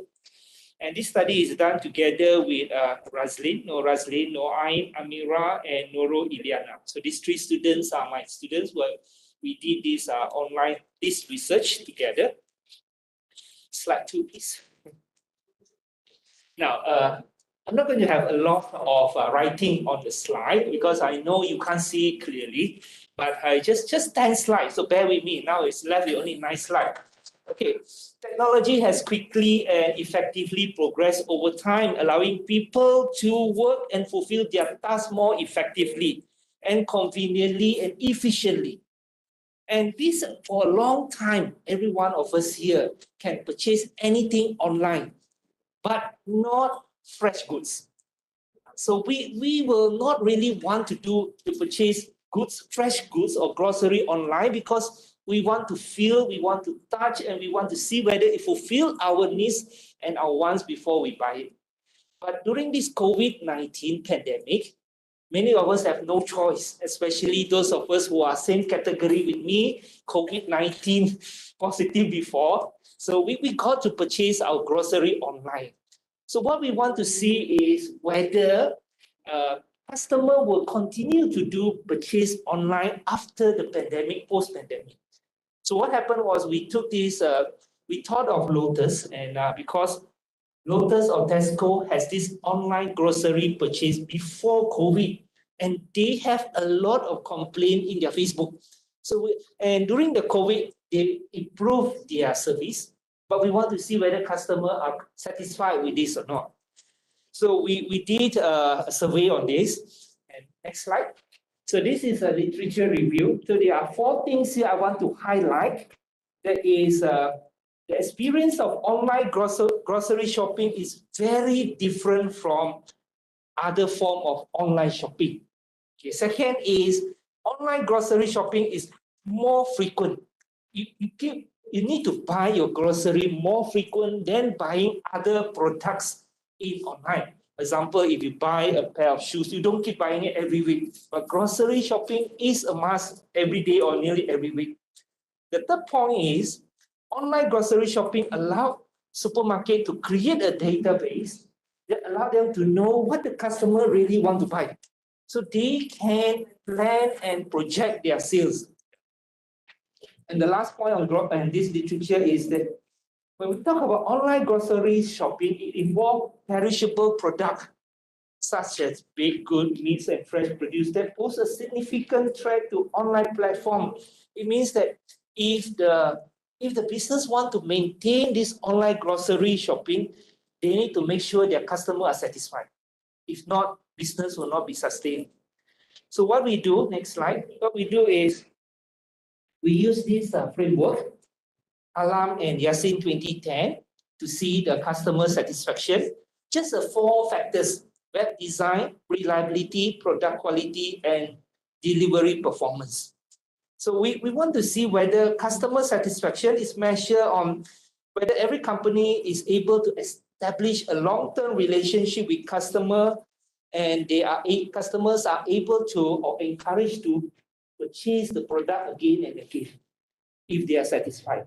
So in terms of website design, it is critical factor in online shopping. Okay, so customer want to see what they can only see the website. So they will have to rely on the website to make their decision. And reliability is talking about compare item through internet channels, saving time physically, whether it is reliable to purchase the product through that platform or not. And product quality is a product of services that meet the customer needs according to Kotler and Keller.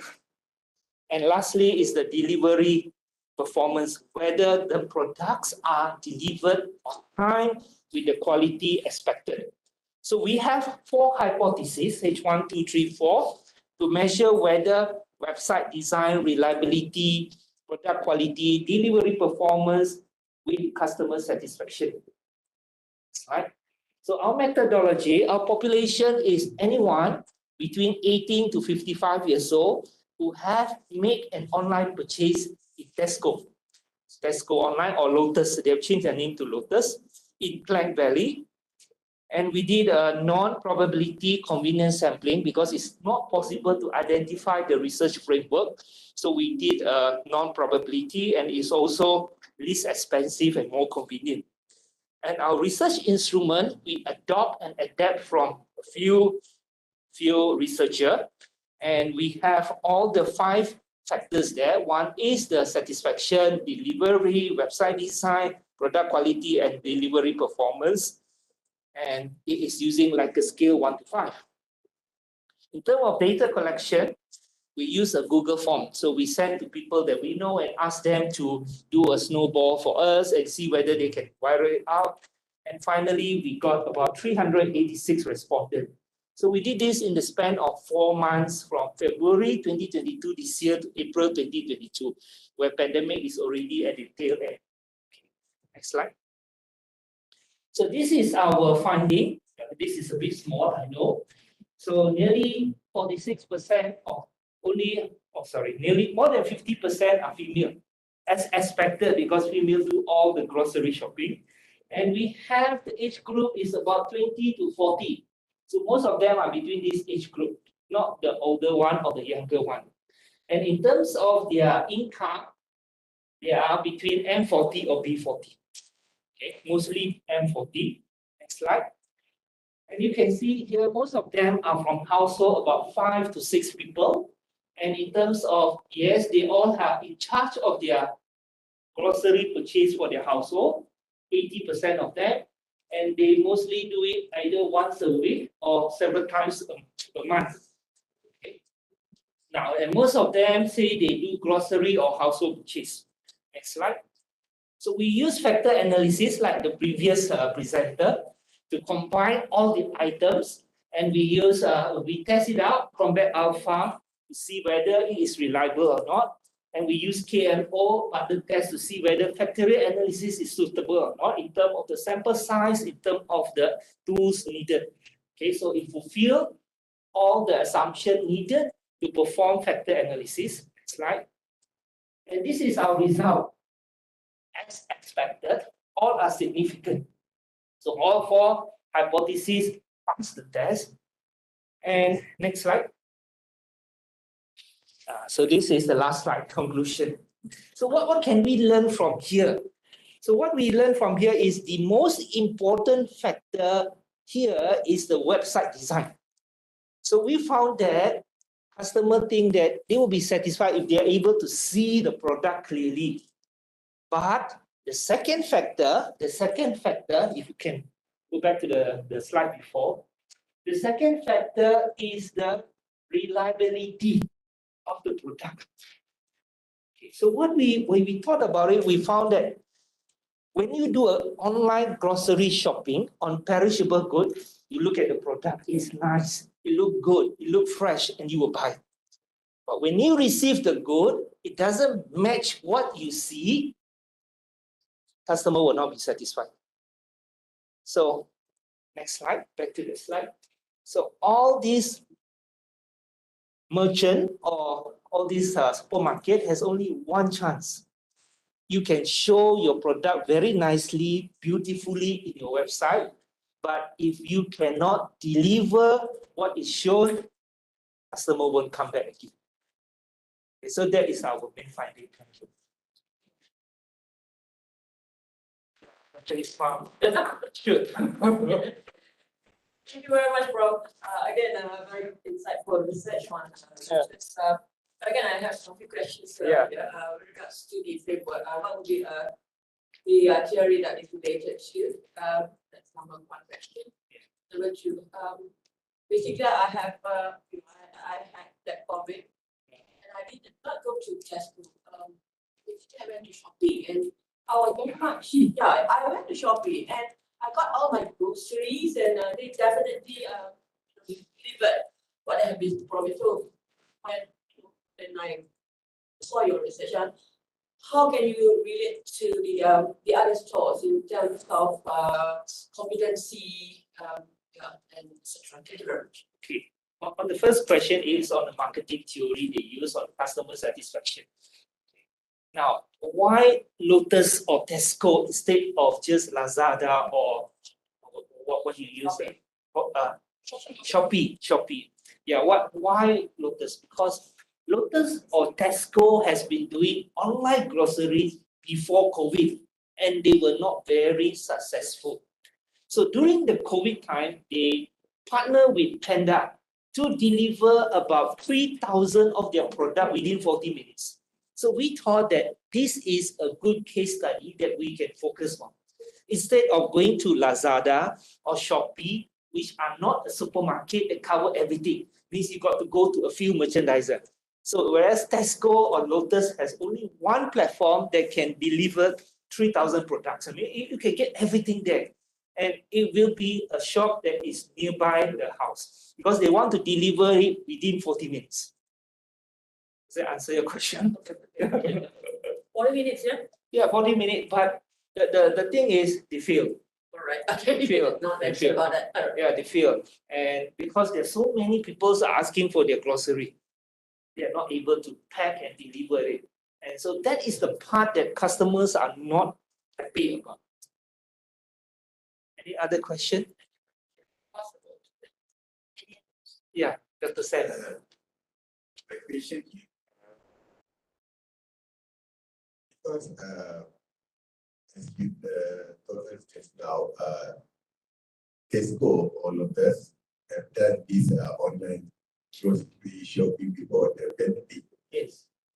Is there any results that shows the acceptance of the customer regarding on their online grocery shopping, and why they still need to do that if there is no apa kata mendapat sambutan baik? Yeah. That's a good question. Now, what we did was we choose Tesco because of the Facebook showed there's a lot of negative comment. People are not happy and they post it on the Facebook saying delivery is good. They ask for apple and they get orange and they ask for potato and the potato is rotten and so on. So we thought that during the COVID pandemic MCO time, they will have improved and they did some improvement, whether customer will be happy to come back to them because online grocery shopping is something that is coming up and coming. For example, like my children, my teenager children say, we are not going to go supermarket, we're just going to order and they're going to deliver. So this is going to be something that more and more people are using. So we thought that this finding will help them to see, yeah, you can put a very nice website designed by a good webmaster like Azmir and put everything nicely there. But at the end of the day, can you deliver? So if you cannot deliver, that's it, go. People will go to somewhere else, or they may even go and buy in person. Does that answer your question, Dr. Sam? I'm still wondering why they need to do that, because there is a lot of the complaints, comments. Yeah, because this is something that they have been embarking on before COVID, and they know that this is an upcoming business that they will lose out if they don't start. So no matter how in the beginning they did on their own delivery, they have their own delivery lorry to deliver. So you order before certain time, it will be delivered to you. But then they partner with Panda Delivery to deliver the goods. So would that be a better strategy? So no matter how, this is not a business that supermarket will forego this is something they have to improve to be in this business. Okay, do we have any more questions? Yes.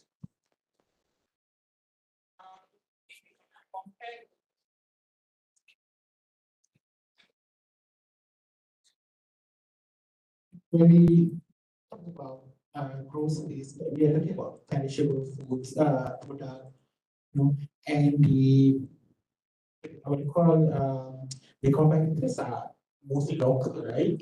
But they don't have companies like Shopee, Lazada. Those services that will not be competitors for locals. For example, the competitors are usually like what you call Aeon, those are small local. So my concern is, are they doing it because it's just a supermarket bandwagon? They focus more on promotion of the supermarket itself rather than actually trying to provide good service to the customers in groceries. Okay, thank you for the question. Now, I believe it's not just a bandwagon thing, but it is something they need to do to survive in a supermarket, because the young people, the millennium, I don't know whether Dr. Rushifa is considered as a very young, will also do this kind of shopping, online shopping to get their grocery to their house. And it is not only competition among the big supermarket like Aeon and Tesco, but it's also there are smaller players coming in that you can order in a vegetable basket or in a food basket that you can deliver to your house. And these are more and more of these are coming. And if you look around you, places that you stay, we have a lot of fresh market, small mini market that selling as good and good quality as Aeon and also this Tesco. So they are coming and they are willing to deliver to you. So these big supermarkets are not competing among themselves, but also they are now have this big competitor. The only thing they have is they have more product. Like Tesco, they have 3,000 products that you can choose. Whereas those mini market may have hundreds or 200 kind of products inside. So it's something that necessary to survive in this supermarket business in the coming year. Okay, so any more questions? Do you have any more questions from the top? No questions. So No question, you will have your tea break now. So Thank you very all. much. So that's all from us today. You are invited to join our dinner tonight at 6:30, level 5 cafe. So yeah, that's all from us. Thank you so much. Bye bye.